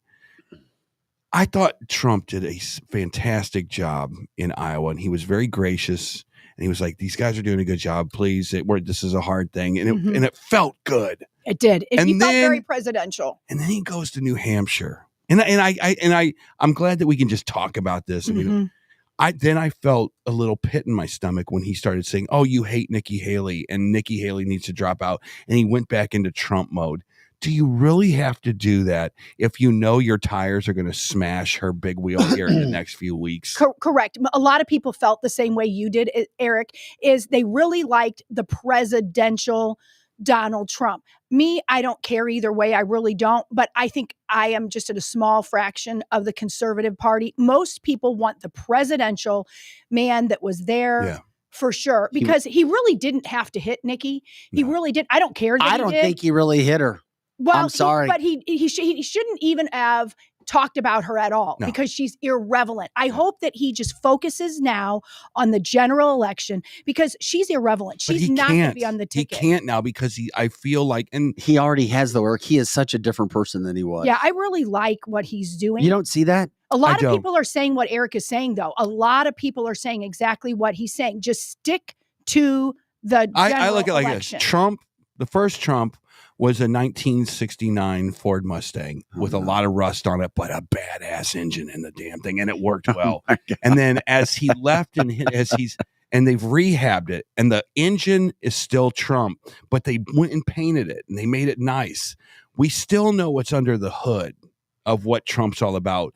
But I think that if I was a consultant to him, I'd say, dude, be presidential. People know what you're about, and you'll win big. But He is still being more presidential than I've ever seen him. And once again, he's still human. And when you have another person who is lying about you and ripping you first, but the media's not covering it because it's a woman who's doing it. Correct. Eventually, She gets he's fine allowed. with it. It's a fight. This is politics is a fight. but it doesn't have to be and right you now. don't fight fair all the time. No. Hold on. And the other part about that is, I think every now and then you're allowed to you know what? Yeah, Yeah, you're allowed to do that, especially when somebody's lying about you over and over and over again. I agree with it's a fight, you have a thick skin in it.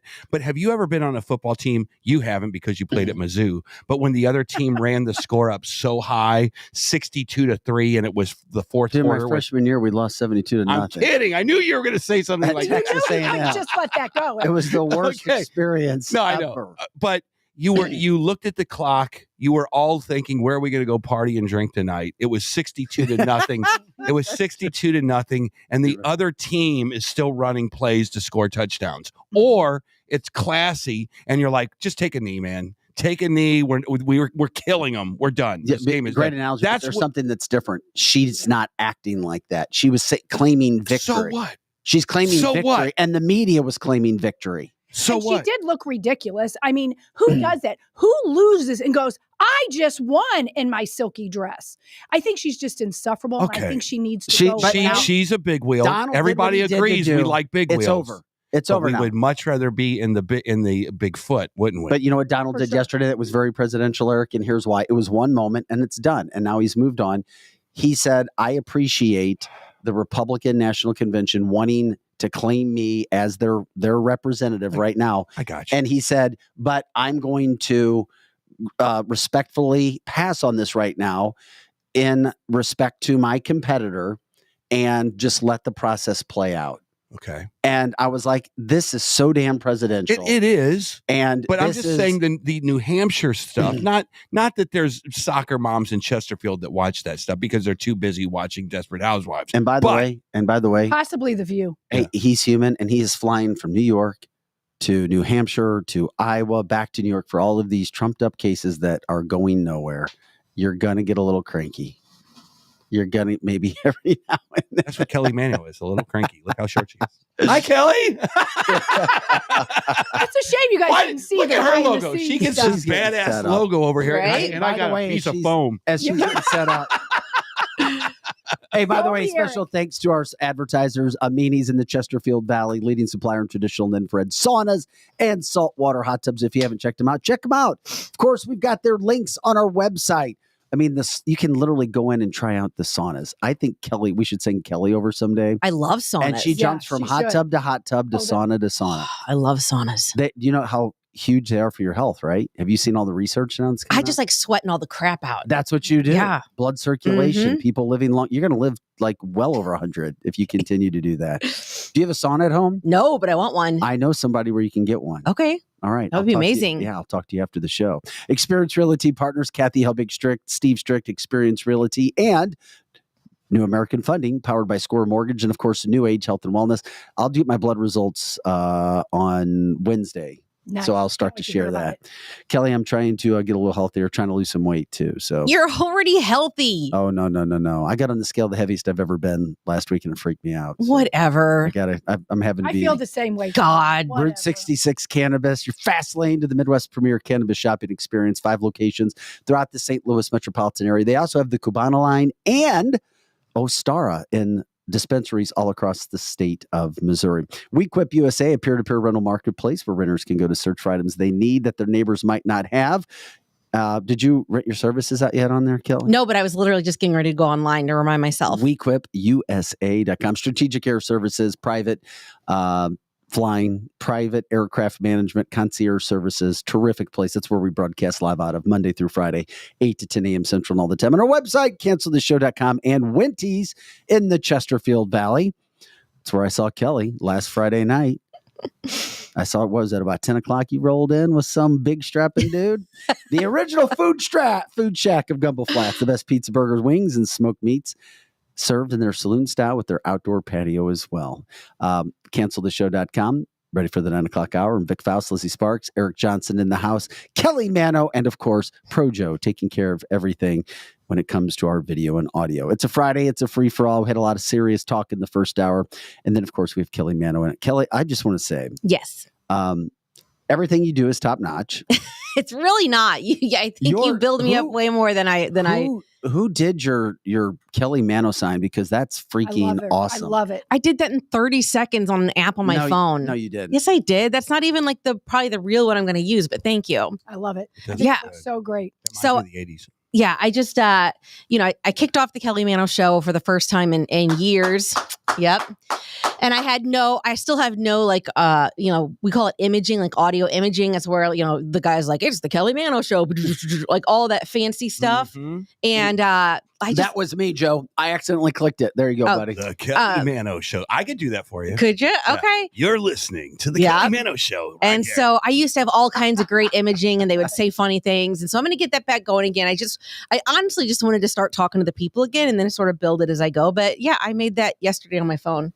So looks good. I think Don't apologize for good artwork. Can you tell people what app that is, or I use Canva. It's called of course, super duper easy. And I wanted something a little bit higher because I'm short and I didn't want to block it. So good. I just whipped it up real quick. You just whipped it up. Yeah, like pastry. My son was giving me crap last night. He's like, your banner on YouTube doesn't look good enough and you need to do this. And because he's a teenager, so he pays attention to that stuff. So I'm going to be getting all my crap together like this Is week. it fun? Does it feel like radio?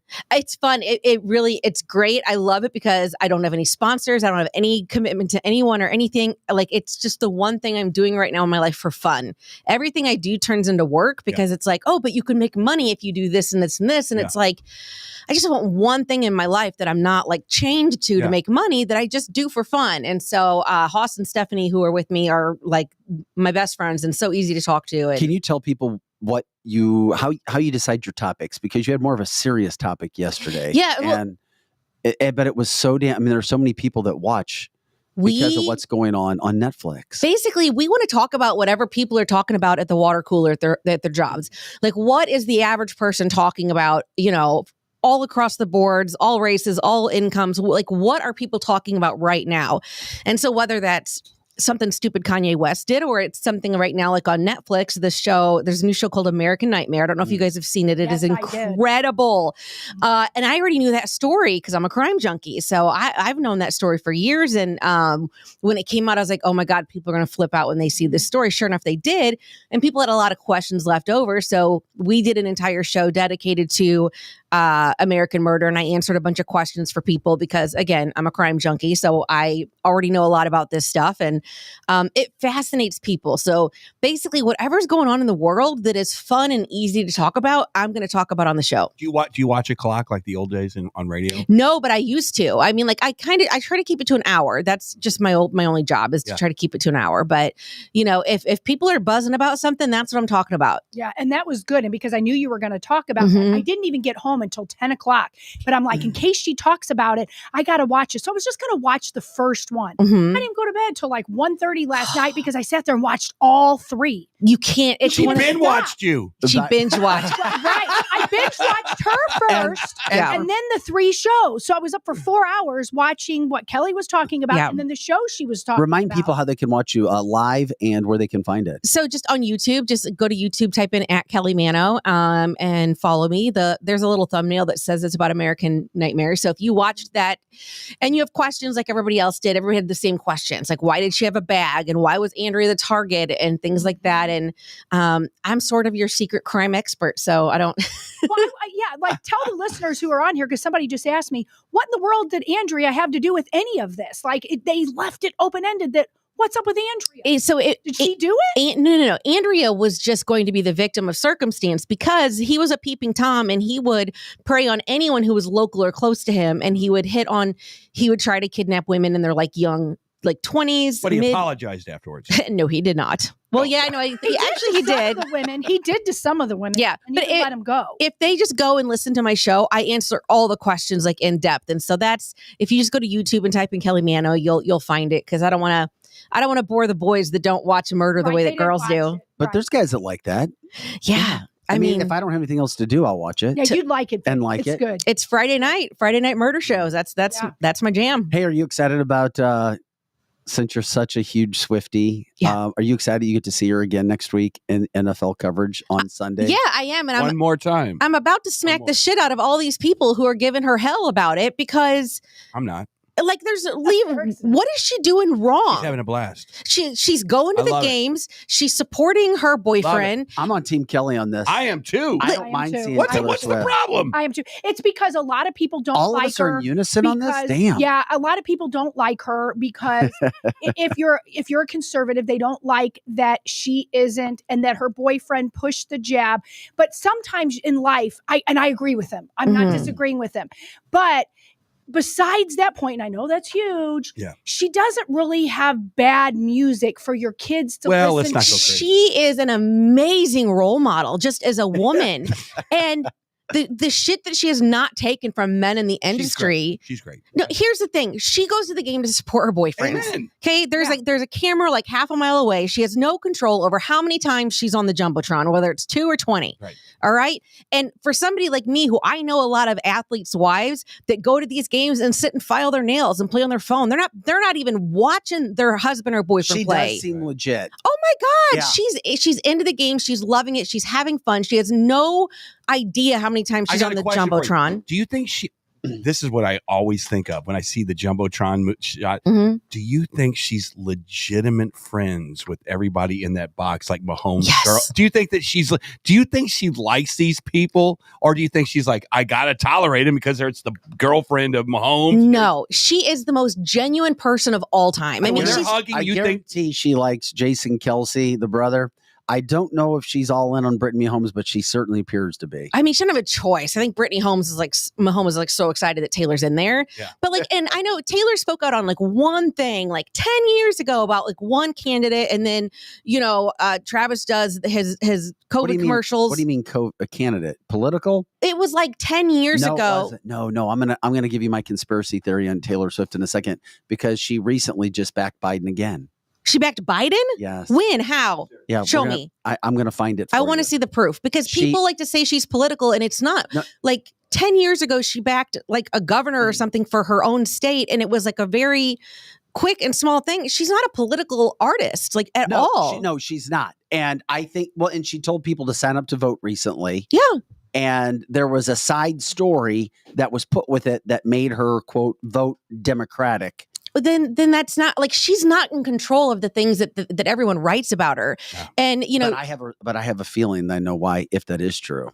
What way? Because Mr. George Soros and his company bought all of her music rights. Now you may know about this. Oh, I know the whole story. Wait a minute, what? George Soros backed company bought all of her music.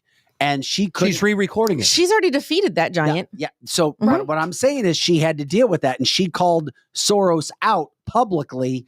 And I was like, holy crap. That's when I started to politically respect her a little. And then I was like, oh, so how is she getting back into this now? This was a conspiracy theory. Is this why she has kind of come out and pushed herself with more liberal causes to get on George Soros's good side to be able to buy music back or to get an ending? No. She does not need her music back. That wasn't, but it was important to her. She wanted it. But she went and re-recorded it better.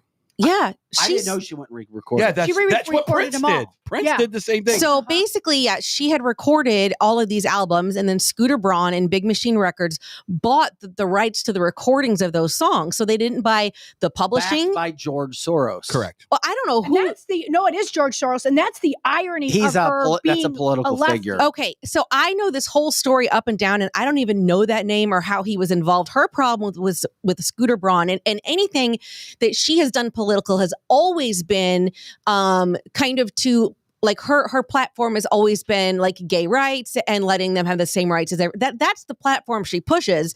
And if that is a Democrat, then that's what it is. And so she is not a political artist. She's not on stage. No, she's not. No, like I watch everything. I have a Swift alert on my phone. Every time she farts, I get an alert that says like Taylor Swift said this, Taylor Swift did that. People need to read beyond the headlines and really look at what they're writing about, because a lot of times she hasn't posted anything about Biden. I don't even know that Biden, that word's ever even come out of her mouth. So she does encourage young kids to vote. She does speak up for gay rights, and she's got a right to do that. Well, she backed Joe Biden in 2019. I mean, define backed Joe Biden. Did she go on stage and say it was on NBC News? You can see how people are sensitive Taylor about Swift this. was endorsing publicly Joe Biden for president. But what the hell does that have to do with her sitting in a football stand? Nothing. Preach, Kelly. Go. Like, God, Nothing. I'm with you, people Kel. need to grow the hell up. Like, Here's the thing though, Kelly. But all you of us can in see this- his side too if you're a Trump fan. no, I don't, because I would never just and it's not hate. my side. I would- No, I'm just saying your protagonist side. I just could not Well said. imagine. Now, there are artists who are like political, and that gets annoying, like the Dixie Chicks. I could see something like that. Where, Great point. yeah, where you're like, okay, that's enough. But okay, so you can see what he's saying then. If the Dixie Chicks show up in Philadelphia to root on them, you're going to have about 80,000 fans going, screw you. If Right. if you're an artist, So you just made a great if point, you're and an you made a artist, great point. Don't say anything about politics. But she barely does. I mean, like, Yeah, when but- you're endorsing candidates. But here's the problem: I- she she ha- endorsed Biden in 2019, and he is still there, and he's running again. So You know what's the irony of you were talking about the Dixie Chicks? and she's allowed to back whoever she wants. Kelly nailed it. I'm Googling it because I I literally don't. had a visceral reaction when Well- she said Dixie Chicks because I Right. remember that to the day. I do too, and I remember they being did that. mad because of 2019 George Bush, Video but Music it turns Awards. out that they weren't really wrong. Okay. George Bush is part of the deep state, so Yeah. they really Right. weren't And wrong. I would never look at an artist on stage and go, oh my God, one time 5 years ago, they said they were voting Republican, that asshole. Like I just, Right. I don't care. Like when it comes to learning about people or liking people or, I'm doing the dating thing now. And when boy, wait a minute. Hold We're on. gonna the get into dating that. Wait a thing, minute. the dating thing. Keep going. Keep And going. We'll get back to it. so the guy that I had gone on the date with last weekend, I said, he started talking about politics. And I'm like, wait. Wait a minute, at the date again? No. This was before. Oh, okay. And I said, listen, I got to tell you something. There we go. On a list of things I want to know about you, your politics ain't even in the top 10. Well, then screw you. Get your bill and I'm leaving. Yeah. But No, there- like we're like that's not like I But it is a part of society now. but like my mean, mom and dad when it- canceled out each other's freaking presidential vote, their entire marriage, and I never saw them fight about it. But that was. I don't know that I want to go down this road with Kelly Mano because we're in a different time. Back in our day, Oh, who was better, Skid Row or Ozzy Osbourne? That's what we talked about at dates. Right. We never Right. talked about George Bush and Bill Clinton. Yeah. So, but it's a different time now, Kelly. That's the one thing I will say about dating that I'm Yeah. glad about is it is pertinent. And there's a lot of studies out there that say, is it acceptable to talk about politics on a first date? 87% of people responded with absolutely. oh my And that God. would not have been the case 30 years ago. I don't know. It may Look, be. everyone's complaining in the comments. Like, I don't care. You don't have to like me. I probably don't They like you love either. you. No, it's only a couple of people, Kelly. And They it's, love you. I'm not defending Taylor. I'm trying to put the truth out there because so many people, like, they just see this headline and they run with it. And Vic knows how irresponsible journalism is these days. and there is no responsibility. No, they can say anything about Well, anyone. There was, I think this is what you referred. There was a 9-minute video that we've been sent on YouTube about her trashing Republicans, but it was from a while ago. It hasn't been in the last 5 years. I will watch it and I will determine if it's her And you're- trashing Republicans or if it's her having an opinion. But there's a she's been- difference. But she's been very, very, very quiet about politics in a long. I mean, she has. She's just asked And people to that's Let's vote. probably put this good to bed in right now. response. Let me put this to bed right now. If Van Halen is, I bow down. I have a whole thing about Van Halen in my Mhm. room. I bow down every morning and I go, Yes. not worthy. Your altar. If Van Halen, Eddie, David, and the whole band came out and said, we are complete Democrats, screw you if you don't like it, I would not stop bowing down to Van Halen because I Yeah. love the music. Yeah. I don't give a damn what Taylor Swift's politics are. She's having a blast with her boyfriend. She's a football fan. Apparently, according to you and whoever else, she likes legitimately the people that she's there Oh, with. she's into the And- games and she's cheering and- and Kelly, by the way, there's plenty of people who agree with you online. But- too, okay, but so here's- it's some other people were saying that it's we can agree to disagree on Taylor Swift when it comes Well, to politics. this is what the ESPN folks think. Okay, Rick, and you might know this. The ESPN folks don't care about the politics. They're like, I'm here to watch a football game. And every 10 minutes, I see Taylor Swift on my television. This is ridiculous. Yeah. She gets more airtime than the starting right guard of the football team. I don't even mind it though, and I'm a hardcore I don't either. football guy. do But you that's- know how I many kind of like it. do you know how many new fans the NFL have gotten Amen. because of Taylor And that's Swift? why the Chiefs are winning on Sunday. Go and Taylor's going to the boyfriend. Super Bowl. I just would never see now again, unless it's the Dixie Chicks who shove it down your throat. I would never see a celebrity on TV enjoying their time at a professional game and go, Yeah. that asshole voted Democrat 10 years ago. I don't want to see him. Again, when I'm meeting somebody and I'm learning about them, their politics is like, All right, let's get to the meeting, somebody. So you went on a date. I did. You weren't here. You missed the big update last week. I was here in spirit, but no, I had my house flooded, so I had to. Your house flooded? Oh, I had. I'll tell you about all that later. Trust me, it's a whole thing. No, but I had my first date in 22 years. Mm-hmm. Okay, not with the guy. Not with the guy. And that you, I crashed the date. He did crash. You did. He was so literally it's the there. guy that is it the guy that? No, it's not not the guy. That No, Vic that's was that. texting. Okay, mustache guy's how gone. about if we do last time on Kelly Mano? Why don't we Yes. do one of those right now, Okay. just so I can get back up to speed? I was asked on a date. We're calling this guy, I think, the big firefighter. Is that That's his your, okay. Last time was mustache guy. Okay. No, he's a really nice guy. I actually met him on Facebook and we had talked for a while. And it's like, hey, let's meet up and hang out. Yeah. So we went on a date to see a movie. We saw Iron Claw, with one of the best movies I have seen in my entire life. Yeah. For people who don't know, wrestling movie about the Von Erichs. You don't even have to know about wrestling to I mean, I know about the Von Erichs, but that show, oh my God, that, like, I'm a peer. Like, I have an app on my phone called Run Pee, and it tells me when to pee during movies so that I don't miss anything important. Do you really? I pay. I need one of those. That's the best thing I've heard all week. Me too. There's a Run P. It's Can I see him? Yeah, it's the I P want to app. see Run P. Hang on. Let me pull it A up. Run P app, so Yeah. you don't miss something important during the movie. I got it. So anytime you go to a movie, here it is, Run P. You open it up. Oh my God, and this then is actually you happening. click on the movie that you're going to go to. Yeah. Like, for example, here's Mean Girls. And then you're going to go and it says view pee times. So you're going to click on this and it tells you exactly when to go pee. Can you hold it up to the camera, Yeah, Kelly? hold it up to the camera because I want to see that. So it says, like, number one, it says, Run pee at 29 seconds when Gretchen hands Katie the pink heels and starts singing in the closet. What a great thing. I'm getting one of those as soon as the show's So over. it's 99 cents a month and it's called Run Pee, and I could not live without it. And That's so fantastic. That's the best. the point I'm trying to get to is that the movie was so good, I did not pee one time, and that never happens. So it was a non-peer movie. That says a Like, lot. I held it. It was so good. Woo. So we went and watched the movie, and that was fun. And then we went by Wendy's for a little bit because it was kind of a late movie anyway. What day was that? On a Thursday? Friday. Okay. Yeah, and we went to Wendy's and had a pizza, and he Good had a few pizza. drinks. And yes, Vic was there. Vic made me look so good. Did he show up? Did he show up because of you, or was it like, oh my God, Vic Faust? No, I mean, I knew he was going to probably be there Yeah. because he's there a lot. And I had mentioned that, I mean, I was just thinking of somewhere familiar to go because I don't leave my house. And we were already seeing the movie in Chesterfield. Did you want him to be your wingman?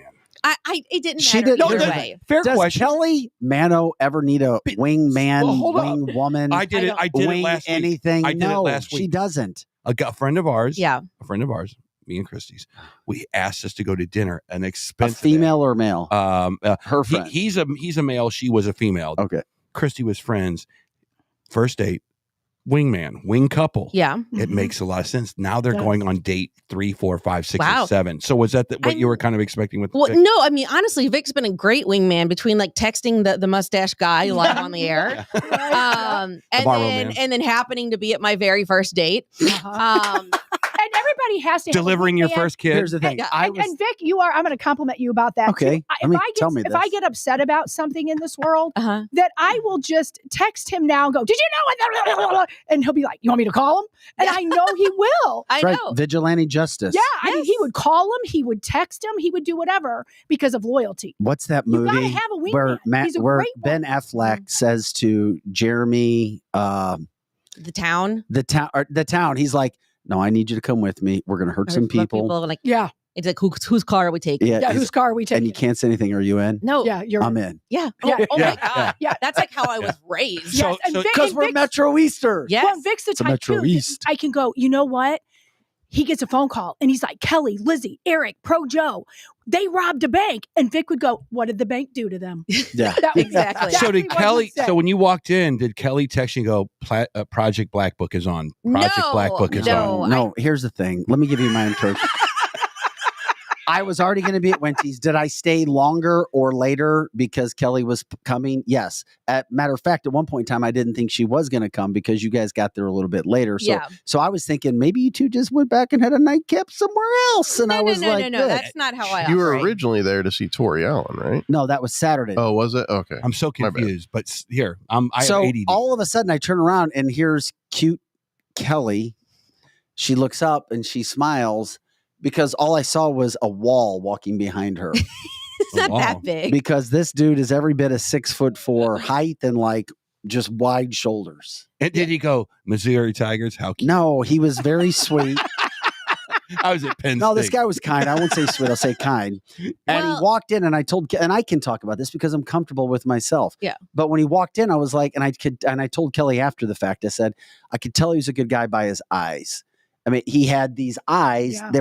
He had like these bright eyes that were very, He's got like big blue very eyes. sensitive and like, hey, how are you doing? And So you could tell sensitive. He's just so Well- he wasn't this guy that gave off a bad impression. okay. I will just say he's been a first responder for over 20 years, and you can just tell he takes care of people. Love Like that. just the Love way that. that I he thought you were going makes- to say takes care of himself. Well, I mean, I don't know.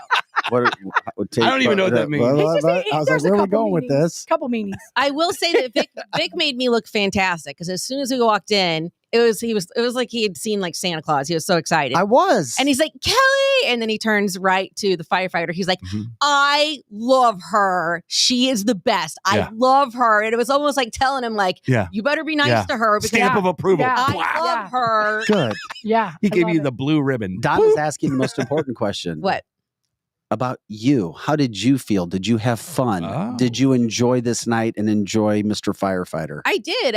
He made it really comfortable for me. So I'm really big about just saying everything I'm feeling. Like I can't hide stuff. So he knew, look, this is my first date in 22 years. Like I spook Mhm. easily. So, like I don't know. And he's divorced. So he's been in there where he's been married for a long time and then suddenly had a first date. And so Yeah. it was almost more like, I mean, it was a date, but it was more like two people who had enjoyed talking to each other were finally It was a meeting up in date. person. It was Yeah. a date. Now Call he's it a, date. he's Call a it spade firefighter, right? Mhm. And firefighters are good with their hoses. Did he show you his hose? No, You got that, no, right? On his You fire got that. truck? No, I don't want to see anyone's Lizzie, hose you on knew their first- exactly where I was going with Yeah, that. you did. You've been hanging around these boys way I have too long. been. I never used to talk about this till I worked with these guys. Right? And now it just comes out of my mouth. that is a lie. And it's like- Off over We the just top. make you feel comfortable No. to be you. Well, that's right. I probably was thinking it in my brain, but I couldn't say it. I did not see his How did the hose. date end? So I know what you're trying to get at. You want to know if he kissed me or not. Yes. But And then he kissed me. dun, dun, dun, I love that song. What no. kind of a kiss? Was it just like on your No, cheek? he didn't kiss me. Oh, he Which- didn't? That's I'm sorry. rude. No, it's not. I thought it was number one. That's I think rude. that he sort of knew like that being my first date in 22 years, number one, like, Wow. hey, I'm going to make this easy on her. And number two, it was literally 4 degrees outside. It was the kind of temperature where you walk outside okay. and like you can't, like your face hurts. But remember, that I was told pretty you if cold. there was going to be any pleasantries exchanged, I told you before this date they had to be done inside because it was going to be too cold outside. The Who art makes of out inside of a bar in front No, of people? no, you don't. That's why I said No, it. no, That's no, why I no, asked you no, if you guys no. were going to be in the You same don't. car. Remember, Oh, I'm thinking about all these details down the No, road. I'm here's how can't you, kiss here's how somebody you do in it. Here's, 0 degree you have a nice temperature. No. night of Or you conversation. give him a big hug. A nice night of Yeah, he gave me a conversation. hug. Vic Faust Yeah. walks in. It's been a good night. Yeah. A little bit of pizza. Kelly, it's been a fantastic evening. Can I kiss you on the cheek? I can't wait to call you. I'll well, I text you. don't even consider kissing on the cheek like a real kiss. It is. It is. not- It is. It I is. like kisses on the cheek. I don't think you should. You don't want a ask if handshake. You should kiss. He You loses should with a know. handshake. A man has to know. And No. a man is always in jeopardy Can I of being. kiss you? Tell Yeah, me if I'm. don't do that. Don't ask. Is this the truth? What? A man is always in jeopardy of being in trouble after this. I think so. Text. Why didn't you give me a kiss when you left? No, don't. But why- Stop. I'm sorry. Text. Thanks for the handshake. I didn't really appreciate that. Text. It was a nice night. Am I not pretty enough to kiss at the end of the night? A guy does not know which way to go anymore. I think personally, from my experience, if you don't know them, if this is my first time like meeting you, and this isn't somebody I've been friends with for a long time, Yes. I don't want you to kiss me on the first date because what if I don't like you? Yeah, good like, point. what if we're like halfway through this and I'm like, I am not into this, and like he's like, I don't want some stranger's tongue down my throat. That's right. And you'll know it if it's right. That's why the cheek You'll is feel best. it if Yeah. it's The right. cheek is And not then a if it's handshake. right, it's I like great. The cheek is not a handshake. And if it's It can the kiss on the cheek can be prolonged. So it's not like it could be a prolonged one. You look pretty. I can't wait to see you again. I'm out. I just think that making out is for the second date. It's not- Personally. I agree. So when's the second date? I ask him. Yeah, but sometimes the He- first, if, Oh, but give me the his first number. date. But I'm just telling you, sometimes sometimes it's happened once for me. I mean, if it was like crazy vibes, I could see it. But I think in 99% of cases, it takes all the pressure off the first date if you just say, hey, I would prefer if you not kiss me at the end of the date. This is my first time dating in 22 years. And then it takes all that awkward pressure off the date and you can just have fun. And that's what we did. So he gave you a hug outside. It's cold. Then you raced to your cars. Yeah. Pretty, but that's we sat real close and we talked all night. And like, I mean, we definitely liked each other. And then, as soon as he got home, he said that he wanted there to be a second date. And I said, I'd be fine with that. But here we are at the next weekend and I don't have Wait a minute. What kind of alcohol was he drinking? Bourbon. Okay. Remember, I came over to the table. You did. You came over to the table again to tell him how much you love me. Yeah, that was me checking up. Okay. Yep. So because I have ADD, hold on, I guess. Okay. So this was That's Friday. Right. Wendy's, home of the first date. This is now Friday. I love it. Ooh, that's a good. Yeah, I like it. Yeah, love it. It's a great place to go to. Would you like? Date. You could text him right now. Give me your phone. I'll do it. Say, hey, how about a 1 week anniversary date? Yeah, so that's sexy and that is cute. Honey, you'd like to hear that? How about a 1 week anniversary? Hey, it's our 1 week anniversary. How about a date? No. Here's the thing. Really? Because then there's guys that feel like, oh no, I'm trapped into something. If I could put this, remember, she gave a little.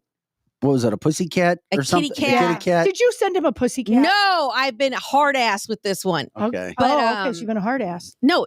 Have you texted since then? He texts me every day. He texts me good morning every morning. Oh, he does? Uh-huh. It's our 1 week anniversary. That's a cute one. Eric, honey. Come on, man. I agree. Would you like that, Eric? No. Yes. The egg does not swim to the sperm. That's not how it happens. Okay? I've never heard that. Well, biologically, the egg does not swim to the sperm. So, so the guy has to be the pursuer. Right. But I also don't believe in like leaving guys hanging or like leaving them confused. I told him, sure, I would love to go on a second date. Correct. Boom. Ball's in his court. Okay. So if he, and the thing is, I'm not doing anything this weekend. Well, I'm not tonight. I've got something tomorrow. But then next week, I'm out of town in Iowa. So I wanted to tell him, like, hey, butthole, if you don't ask me out this weekend, you're not going to see me. Then for 2 say weeks. Can't you say that? I think you should say that. Say, hey, if we are going to do anything, I can't the following weekend. No, he knows, right? That you're going to Iowa. No, he doesn't know. I don't think so. He doesn't know. You have to tell him. It's a game. I'm finding out it's a game. How would you? It's not always a game. It's always a game. Give her some advice right now on something that she can say that would spur him along to ask. Nothing. She should not. She should not say anything. Guys get confused too, guys. But I know that they do, but that's why here's the thing.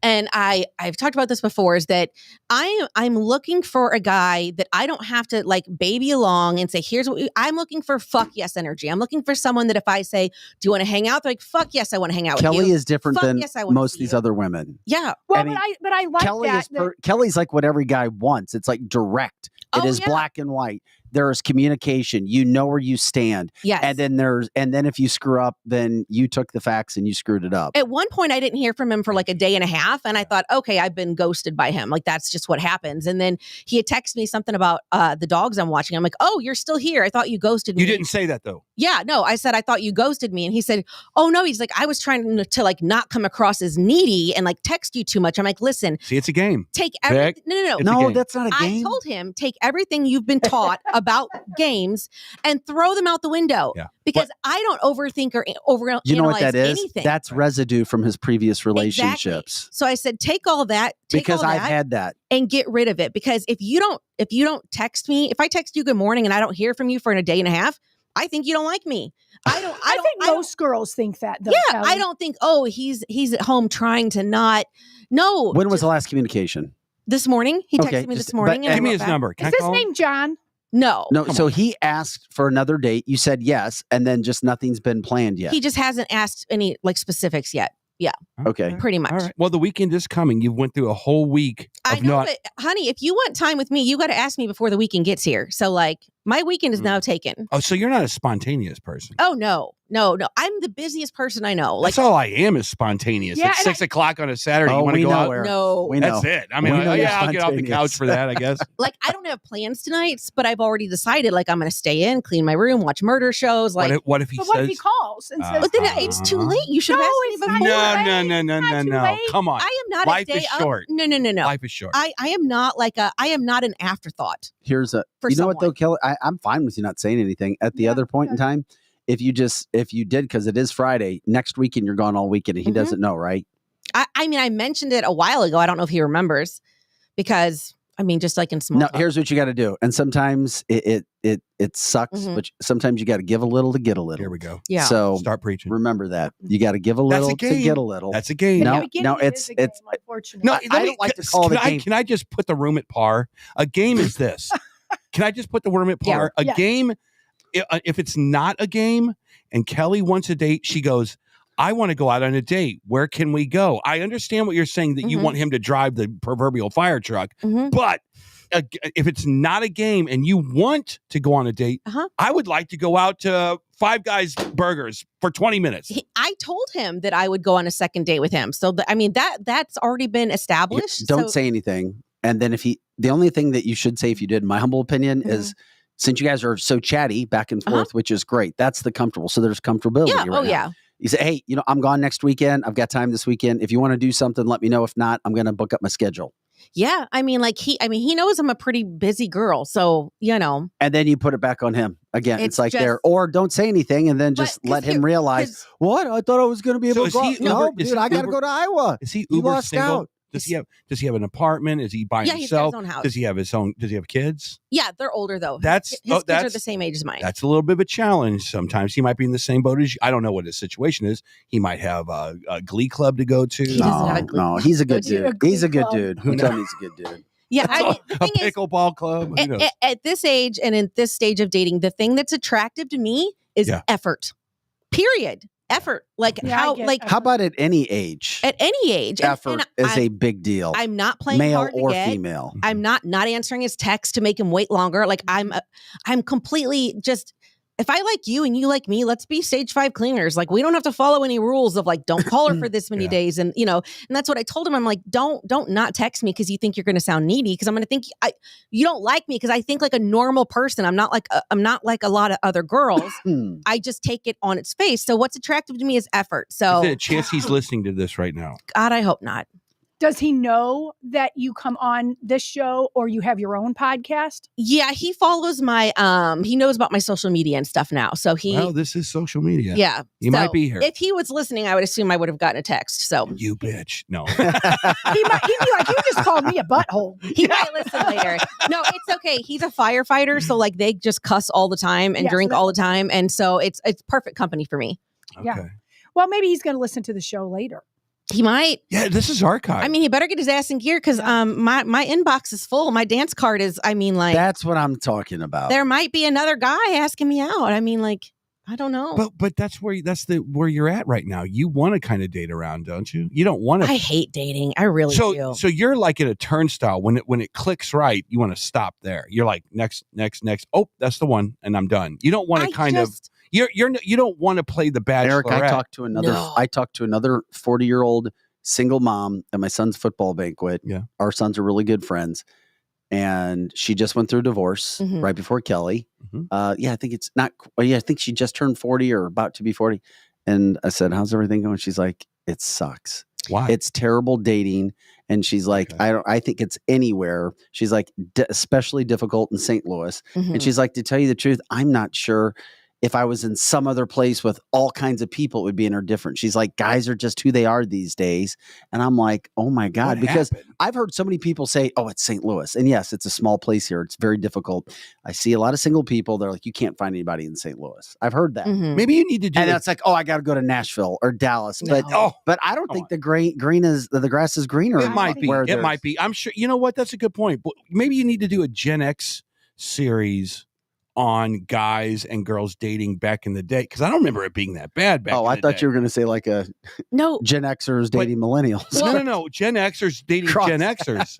can we talk about the amount of young men who are really attracted to like moms? Yeah, because what is that thing they call it? A MILF? Oh I my learned god! that word. Like because I'll get messages from these guys and they're like 25 years old, Yeah. and I'm like, dude, I could be your mom. And he's Right? like, I fucking love moms. Yeah, And what's I'm- up with that? But is that That's does it not make for you a relationship. so it doesn't make you feel good? Like, oh, young guys think I'm attractive. It makes me feel like they have mommy issues, you know, Me like, too. Me but then too. again, Matt Rife did this whole stand up about, because he always dated older women. He's like, dating moms are awesome. They always have snacks and stuff. I saw like, I that. understand that. Yeah. Yeah. And so there is this whole community of like younger guys who will sleep with any middle-aged 40 woman on the planet because they're just into that thing. Right. And so that was what There's I was no surprised by. relationship. But see that new fetish. So back in, we don't have to go here down here. It's a But fetish. in the Kind of. in the 40s, you had John Wayne. In the 50s, you had John Wayne. Yeah. You had Mhm. Frank Sinatra. You had these guys that could take care of the house. Yep. But you also had, and this is where it gets offensive to women. Mhm. You had these women who prided themselves on nurturing the house, Mhm. dressing good for their husband. Yep. Taking care of the kitchen. I remember seeing all the ads with the ladies dressed nice with those big yellow gloves on To do their dishes. To do the dishes. Yeah. That is over. It is over because women So were that- miserable then. That's when you would meet a woman, the man, they knew their place. Yeah. Guys don't know their place anymore. I don't know. I've made it really clear, like from the beginning, I'm looking for like a masculine dude who can A, put up with Maybe me, that's gone. and B, take care of me, because if not, I'll take care of myself because I'm perfectly capable of doing that. I don't Yeah. need anybody. So if I can find someone who's going to add to my life, then that's fine. An But alpha male and an alpha female, I'm convinced, can't live together. no, they can't. An Well, alpha male and an alpha female cannot. So the only logical physical thing you can do at this point is the polarities have to turn. The alpha females have to go out with beta males. no. And that's rough because I think Right? my husband That's and I are wrong. both That's The alpha. wrong. polarities That's attract. wrong. Let me explain to you how this That's gross. works. Is that most alpha females, like myself, who does everything for myself, Right. I do everything. Right. I don't want to do everything, but I don't have a partner who steps up Yeah, and you says, said that. "Sit down, honey. I got this." Mhm. I will show my soft side to a guy that's masculine enough to earn it. You know what I'm saying? Yeah. Like, Yep. But it has to be that way 24 hours a day. no, I mean it doesn't. I want a dude who acts like a dude and like, you know, puts gas in my car, or like make sure I ate that day, or like just little things of like. It's a strange time we live in. It really guys. is. And I It agree with is. both of you on that because, like, Colleen is saying that guys need to step up. And that's, I They know do. my daughter is saying the same thing. But females need to give them the license to step up. The whole "you've come a long way, baby" feminist thing yes. has been. It's all over us now. You know and it what? doesn't. It backfires often. This is a it great does. point. This is such a great point. Such a great point. And on top of that, Kelly, opposites do attract, Mhm. but I am convinced it's difficult for opposites to live together and get along for long periods of time. I think eventually you have to, because you have to have some marrying of who you are and what you want to do. Because if one person's like, "Oh, I'm ready to go do this crazy thing," and everybody else is like, "No, I don't want to do this," you're going to have tension. And over Yeah. time, it's going to be an issue. I still think opposites may attract at 1st, Mhm. but people have to be like-minded for it to last. Yeah, I mean, most women don't want to do everything You on see their that, Aaron? own. I do. Correct. Yeah, I mean, do- like, I agree. It's not alpha beta at that point. It's like good teammates exactly because Mahomes, You are teammates. Mahomes and Kelsey, they're great teammates. They know what each other's doing. One is the alpha, that'd be Mahomes. The Mhm. beta would be Kelsey. He's the guy that takes the orders to do what Right. Mahomes says. And but they're he's a good happy. team. And he's happy doing that. and he Happy still doing that. is Thank you. masculine in doing that too. Yeah. Yeah. You know, it doesn't mean that you're like not masculine because Right. Yeah, it's just that you will see a girl's soft side if you show her that you can take care of her. Yeah, Yes. but Yes. do you want to be soft? Us guys need to Yes. be better at I that. am so sick of being strong and shit. Like, God, oh my God, yes. I just want help. That's So all. if this guy said, "Shut up and sit down, I'm in control here," would you take offense to Yeah, that? no, as long as he knew what the hell he was doing. If he knows how to take the put a trash hole in out that. on the right day and stuff. I mean, no girl wants to do all this stuff. We do it because we have to. Because a lot of times we marry men who then they morph into another kid for us to take care of, right? But guys have been I've handed heard that. guys have been handed a license to morph into a chick. No, they have And not been given that yes, license. I know so many of my friends have become Mr. Mom. No, Yeah, what I is can it name with them. that? I can name them. Yeah, what is Mr. that? Mom. It's like they're all the wives are all CEOs or vice Mhm. presidents of companies, Yeah. and it's like you just stay home and take care of the house. And the guy has transformed into a female, for the lack of a better word. And it's a thing, man. I'm telling you, this was not the way it was in the 80s. I don't think that a dad staying home and taking home of his kids and his family is unmasculine. I think it's unmasculine when you get married and you just let your wife do everything. And suddenly it's like, oh, I don't know anything. What time are we leaving? Where are we going to go? And it's like, you're just another kid. I got to bring you. I got a friend you need to talk to. No, I've been guilty of that, Kelly. You're right. Yeah. You're right. And it's easy to fall into that. Because then it's like, oh, I don't know. My wife does everything. My wife does everything. And it becomes like a joke. But did the wife make him feel that way though? Well, she has to, because like no wife wants meaning to, like, well, hey, I suggested doing this, or I suggested doing that, or I tried to do this, but I didn't do it the right way. It's just about the guy stepping up and shouldering the responsibility of the family. Guys need to do that. What time are we leaving? Where do we need to be? What do we need to do? Here's what needs to happen in the house today. And it's not just all do you ever sit on your back deck and think of world history and go, No, Kelly's not doing Please that. stay with me on Where this are you one. going with this analogy? Please stay with me on this one. 10,000 years ago, men got out of their cave. Okay. And they went and got the deer and the antelope and the lion, and they drug it miles back. And the woman was in the cave. And this is the beginning of our DNA and how the human nature of us. I'm going to go get a job. You're going to respect me for going to get a job. When I get home, the house needs to be clean. And I will respect you for that. That dynamic is shot to hell right now as far as dating goes. It is. I'm sorry. My friend right now is like, I wish I'm not even going to say it is not your house to be clean. It is our house. And our house. And we share the duties. And this is our money house. that I'm going to go Kelly make. is different. But you know what? I have a solution. Right? Is that right? No, that's right. But like when we first got married, the same thing. I dated young, my husband. We got married young, and I thought he was a badass. And then for a while, he did morph into another child. He did. And he wasn't going to vacuum, and he wasn't even going to mow the lawn or this or that. So I would just not argue about it. And I would just call, okay, I'm going to pay for this one and this one. And then he'd be like, we have no money at the end of the month. I'm like, then cut the freaking grass. Yeah. I mean, then go cut the grass. I'm not going to argue with you, but this costs money and I can't do everything. The perfect relationship. And I can't do everything. I can't. So it's a scale. I love what you just said. I can't do everything. So in a relationship, it's always this thing, isn't it? Yeah. It's always there's something else. I'm always going to Quick Trip. There's another big thing that goes into that relationship too. What's that? Does the bedroom get thrown into the mix of hell yeah of being taken away, or they say you shouldn't do that. Oh, I know. You shouldn't do that, babe. Here's the thing. The relationship works when Miss Little I can do it myself meets Mr. Sit down. Like that's when it works, is when a guy who can say, I know you can do this, but sit your ass down. I'm doing it. Yeah. You know, that's hot. And so that is hot. And then but everybody has different hot factors. Yeah, but most women, I agree with her. Most women, we can empty the dishwasher. We can go mow the lawn. But when a guy comes in and he's being a guy and I'm starting to undo the dishwasher, and he goes, I got it.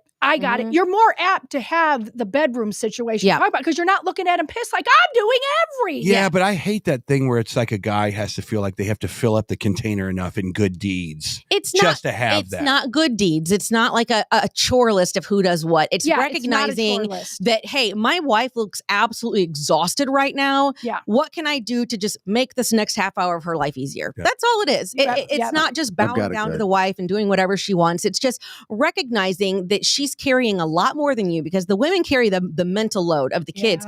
I constantly know which one of my kids has been broken up with, who's having friend problems, who didn't make the team that women they also wanted to make. they carry the emotional factors. You know, and we wish we didn't have to, because they say that men have and this is, I envy men. This is not bashing you guys. I wish I was like this. You guys can focus on one thing, and correct me if I'm wrong, and really master it and do a great job. We have spaghetti brains. It's going all over the place. Yeah. I wish we weren't like that, but we are. Because one of my kids can come home from school and say, I had this horrible day. My best friend was mean to me. I got kicked out of this group chat.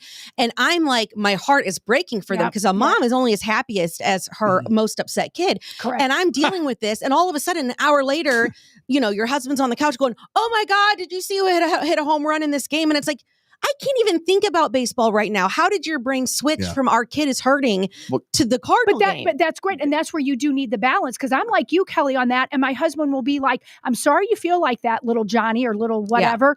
Let's talk about, okay, now that's it. Move on. Don't cry in your Wheaties and move on. Yeah. It's just doing You've something. got to keep us posted. Yeah. And as far as the bedroom goes, I will just say this, that most women, even dominant women, even alpha females, they don't want that to carry over into the bedroom either. Like they don't. But They don't. They think, I got this little weapon here. I'm not just going to unload it all the time, but I'm going to use it every now and then. Here's the thing. Women make decisions all day long. We make more decisions than any creature on the planet. And when it comes to the end of the day and we're going in the bedroom, the last thing that we want to do is make more decisions. We want them made for us by then. There's a lot of truth to that. Yeah. I I guess mean, you're right. we're just burned out on making decisions. So, when it comes to the bedroom, it's like, hey, tag, you're it. You're So in do you charge. think dating is like an audition? Yeah. Okay, It is. Here's what I'll say. And I'm old enough to remember how remember this, guys. Okay. There's not one of us in this room that hasn't had jacked up relationships. We've all broken up. We're at the situation we're at now because a relationship before it didn't work. Think Right. about that for a second. Yeah. It's not like we're dating all the people it's like, I'm going to go date more people. But I think of it like this. You have such a good time on the dating and we're going to go to the park. We're going to kiss. We're going to watch Netflix and chill. We're going to go to get a pizza. And then once the relationship starts and both people have a key to the same house, that's when the hard work starts. Sure. That's when you see the bathroom. You're like, do you always keep your bathroom this dirty? Yeah. Right. When Yeah. those questions start, that's when you got to go, Well, yeah, I kind of do keep my bathroom this dirty. That's why if you go through Right? hard times with people without all the extravagance, without all the vacations, and you guys like each other and you get along, then you've got to keep her. Okay. yeah. And you've got to compromise. Like, It's easy to have relationships if, it's all fun and everything, but then adversity's going to hit. it's got to be like, here's the things about And me then- you're not going to be able to change. And here's the things about me that I will try to do better on, like, for you. Like, I am a messy person, like, by nature. So my bedroom, my ADD brain is a mess. I'll keep the rest of the house clean, but you'll have to deal with my car looks like a homeless person. See, and lives then in when it a guy every day. hears, you'll have to. Yeah. Yeah. That's another thing. Like- or a girl, for that matter. That's You'll one of my have to. non-negotiables. I'm not going to keep my Yes. bedroom clean. Bingo, right there. But there's so many other things I would work on with you. Yeah. So it's just like we all have our flaws and our, things that aren't great And about it's us. like the best relationships are the ones where you're not always putting the square pegs through the round holes. I think the best relationships are like, we have so many round pegs going through round holes Mhm. and then a few square pegs. It's that disparity between the two. How many are you guys always fighting about something? Well, and also I think it's important to find out what trauma does this person have from their past relationship. You Because- beat me to the point. Yeah, I need to Yeah. know like what triggers you. What from You're your dating their childhood, right? Well, it's like what in your last relationship, maybe somebody cheated on you, so that person has like betrayal trauma. So I yes. know in dating that person that if I want to make them comfortable, I need to be a little bit more open with stuff. I need to make sure I leave my phone laying out. I need, just things that I can do to help them. If you learn what their trauma is, it's not to use it against them. It's to help not trigger that because they've been through hell. Yeah. So Well, let us know about what happens with I the guy. will. I will. We'll catch up with it, and we wish the best for you. I I know you will. don't have any plans yet this weekend, right? No. You're still, So this weekend's dead. Right? and I mean, in my opinion, it is. Sunday isn't. Sunday she's No, going to be what about watching the tonight? Chiefs. Tonight. I'm going to be watching the 49ers. And- But you could record that. No, you can't. Live football? No, Lizzie, you okay, can't do all that. You right. can't do like, No. here's the thing. No. I just, Okay. it goes back to the whole thing of if he wanted to, he would. So if he wants to see me, he'll ask to see me. It's Can he watch the game What- with you? Like if you want to watch maybe, the but game? he's a really big football fan. And so like, if it were me and it was like the Blues playoffs, I wouldn't want some dude I didn't know watching it with me because I get crabby and I get pissed. Yeah. So he's a big football fan. So I don't know if that would work. If it was a regular football game, Okay, makes Probably. sense. All right. I don't know. He's a really nice guy. I love talking to him. I He likes liked him talking to me. too, so I hope that all works out. I- So yeah. have you put your Hey, life on what's- hold for him? Did I what? You put your life on hold. for him? Eric, No. you keep No, I digging got a into billion questions. You've been I'm only digging going to get into to a this for million 20 today. Here, minutes. Eric, okay, this is a question for Eric. So would you like a woman to put her life on hold for you? No. I was just saying, that's not a man question. I just wonder, do men like that you're like, okay, they're waiting for you? I will say that in the dating world, I like to give each guy his own shot, his own, like, I don't like meeting multiple people at once. So now that I've met him, like, I'm not going to meet another guy until I figure out if this is going to work or not. Now I've got plenty of guys I could meet with or want to meet with because it's online dating and everybody wants to, see everybody. And there are a couple of guys that I'm having conversations with that seem like great guys that I would love to meet out in person. But I'm going to see this out. I'm going to let Firefighter, I'm going to give him another week or so, because I think that sometimes when you're just constantly, you have all this stimulation from different people, and then you get that slot machine mentality of like, well, this person's really good, but if I pull it one more time, I might win the jackpot. And I don't like to think like that. I like to give each person their own shot without comparing them to somebody else or, So right now, ball's in Firefighter's court, and literally, his ball's in. If he doesn't want the ball, whack off your penis. If he doesn't want the ball, I'll move on to the next. It's not that serious. I do like him. He likes me. I hope it works out. But if not, I'm sure we'll stay friends because he's a super nice, fun guy. And, yeah. Do you have to drive far to find him? Kind of. He's like 30 minutes away, but he drove to me. So Can you text us today if he calls and says, "Oh my God"? Yeah. Can you? I'm with Because you, I Eric. think I got good advice. I know you don't think I do, but I got. Who's your advice for, him or me? You. It's always you. I'm Team Kelly. Good, but you don't understand, Eric. Team Kelly. Everything you tell me, I just do the opposite. Like, And it doesn't work, does it? No, And when are you going to give me a shot? Great. It works Come on. amazing. Every time, if you like, Eric, I got to ask you something. Yeah. I will give you the right rundown. I think that I have a really, really good handle of, number one, respecting myself, but number two, respecting the other guys, because I have a 19-year-old son and he's, he's got a girlfriend, for a long-term girlfriend. But when he's out dating, when I'm talking to like a guy online, or I try to give them the respect that I would want shown to my son.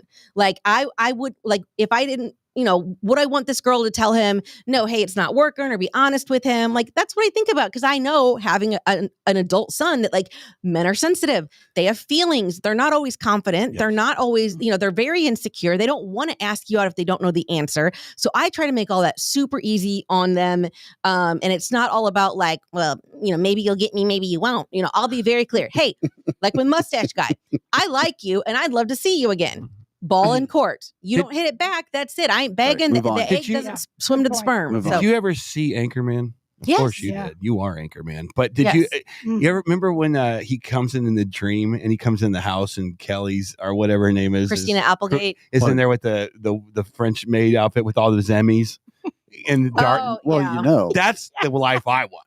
Is that what you want? Oh my God. So everybody wants something different. I'm kidding, of course. So your love language is probably, I would guess. Darling, what can I do to help you today? Your love language is probably, have you taken the love language test? I have no love language. Trust me. I've been told enough. Yeah. I get it. I'm just a good counselor. Yours is probably words of affirmation. Every guy likes to say that there's this physical touch. There's nothing wrong with that. But no. That's nothing wrong with that. Now the physical stuff. My love language is mean. Well, we're finishing out here. I didn't plan on staying on relationships that long, but I did. But Eric kept asking questions, and it's good. People seem to like it. Have you guys taken that love language test that everybody talks about? Can we do it right now? I did in counseling a long time ago. What did it? See, I think the love language test is only. It's bogus because I think it depends on the person.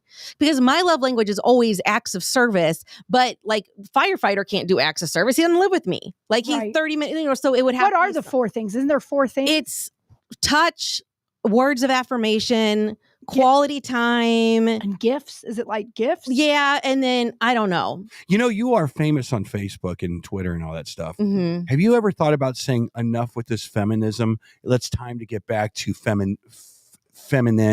Yeah. Have you ever thought about that? I think that somebody's going to make a fortune going, I've had enough of this feminism. You could do it in a fun way. It's time to get back to feminine. You and all the men. Right? You and all the men. No, but then you would have a guy that says enough with the emasculation. It's time to get back to masculine. And that's what you're asking for, Kelly. Nobody wants to demasculate their husband. Nobody wants to do that. Oh, I know. Wrong. You're so wrong. We want you to Vic, handle your shit. I know some women. Vic, weigh in. Well, there should be men that don't put up with that. Exactly. If I were a man, and then those relationships might flourish, or they may just the man just walks around, and the next thing you know, he like kills everybody in a store because he's been so demasculated. Think about it. No, I'm not kidding. Literally, if you look at like a killer of a bunch of people, it's a beta guy that was abused by some lady. Well, He didn't stand True. up.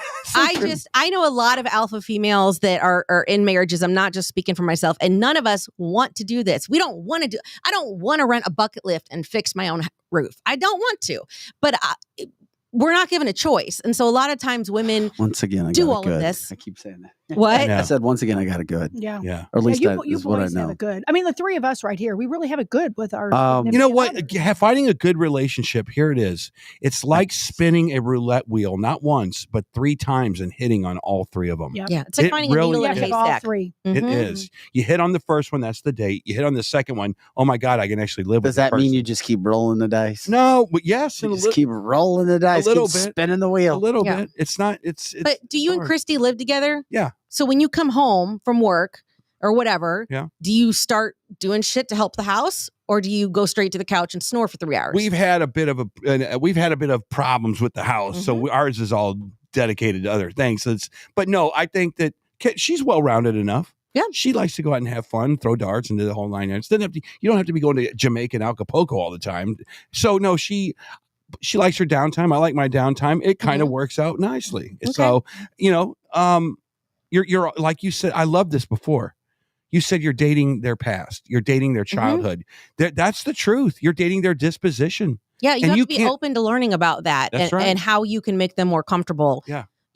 But it's just, if men just took a minute and said, because men do deserve when they get home from work, they absolutely deserve to rest, relax, scroll on their phone. Men But love that. But they need to go, hey, hun, like, what do you need done before the end of the night? What can I do to help you? And I'll say, hey, load the dishwasher and do this and take so-and-so to practice. And you do those things. And then you get to lay on the couch and scroll on your phone. But if you don't say like, hey, what can I do for you? Then it's like you do nothing all night. And then the guy's like, well, I didn't know you wanted me to do anything.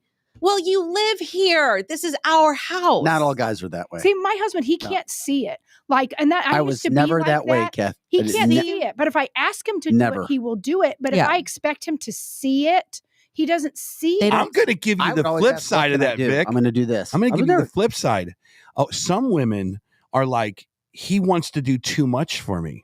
I don't like that. Who are those women? Some women are They like, don't exist. they lose respect in guys that try to not overcompensate, but try to overdo it to impress the woman. I've never like, heard "You're- that in my entire life. I've got 2 or 3 friends you got to meet right now. Okay, well, they're probably single because if they don't like when people Well, help now them that with you stuff. mention it, they kind of are actually. But that's good, Vic. If in your relationships you say, "Hey, well, what can I do for you before I Yeah. become a couch potato for the night?" Because we all get to be, couch potatoes, but you got shit to do as well. Yeah. Mhm. So Chat line says, remember, you can't change anyone. Exclamation point, exclamation point. So you got to find the right matches. you can't change, but you can compromise. There's Yeah. things you can compromise on Yeah. for people. Yeah. So it's all about meeting in the middle. So right now you're in the part Jeanette of says, your I life, don't like overdoing it. you just want to have fun. You I- just have fun. Why can't men see stuff from Colleen? And Yeah. you know what I said? just have fun? Because I hate the dating thing. I hate dressing up and fixing my hair and doing all that stuff. We need to normalize. So what you're saying is when you get Mr. Romantic, Mr. Wonderful, you're done putting on the makeup and the hair's going up in a bun and all that That's- stuff. But that's kind of how I already am. I don't present myself as Yes, like you do. No, I don't. I wear tennis shoes and On a like date? sweatpants. I mean, I wore like jeans and like boots. That was as fancy as it got. But like, we need to normalize first dates of like sweatpants and spooning. Like literally sweatpants. That's a good bumper sticker. whoa. Spooning on a first date? But not the kind where you poke your boner into the. Oh, into the damn. butt, but Whoa. just like sweat. Listen, What happened to first kid? Yeah, that went way Whoa. past first. I, date. think I don't want to go to a fancy dinner. Let's sweatpant and spoon. I want to judge you on your. Damn. I'm going to judge you on your cuddling abilities and your movie selection. and your sweatpants. I And think you're a, swiping. I think a nice conversation over a steak is better than spooning, Oh, right? that's so lame. No, I mean, for most girls, You're not going to spoon with any dude on the first date. Give me a break. as long as he's not poking me with his wiener, I'm fine. How can they help it? It's They called can help it. it's called physiology. Things happen. What do you want to bring duct tape? Maybe not spooning. Maybe not spooning. Maybe just sitting, watching, cuddling, Yeah. watching a show in sweatpants. Cuddling. Because spooning leads to forking, and we don't want to do that on the Oh first my date. gosh. There You stole that from me Yep.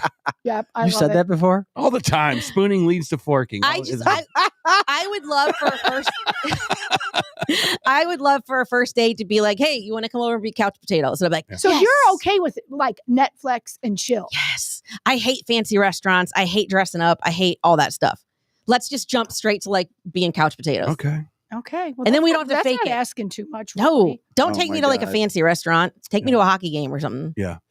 Okay. So- That's a good there point. you go. Yeah. That is good. That's Come on. all good stuff. So, right so there. you will. There's a game Sunday. Blues play Sunday at Yep. 1. Yep. You promise you'll text us and say, guys, this is what's up. Yeah. Yeah. You know what? Let me know. I'll tell him to listen to the show. Yeah, listen to the show. Please Yeah, tell me him, something. tell We'll give him an to do update. Because next Friday you won't be with us. You've got stuff I'll going be in on. Iowa, You'll yep. be in What's Iowa. going on up there? Hockey. Hockey. More Hockey, hockey. hockey, hockey. Yeah. Of course, hockey. How's Hal doing right now? They've had a rough year, but not really their fault. We lost our head coach, and but they're doing good. Man, I saw Hal get their ass kicked by CBC not too long ago. That's not a surprise. I mean, honestly, Maybe you were there. A lot of private schools have just ruined high school sports. Yeah, they have. It's- Private it's- schools have ruined it, and my kids went to private school, and I get it. The Yeah. private schools have. It At is least what in it the is. Missouri area, they Mhm. have. St. Louis area. But yeah, everybody's doing good. So thank you Well, guys for thanks having me coming in We again. love when Once you come again, in. when's the We next love podcast? it. remind everybody when they can watch you again next think- week, I or think do you have on a date set up yet? Tuesday. We do the podcast once a week. We try to do Tuesdays. But if you just follow me at Kelly Mano on anything, TikTok,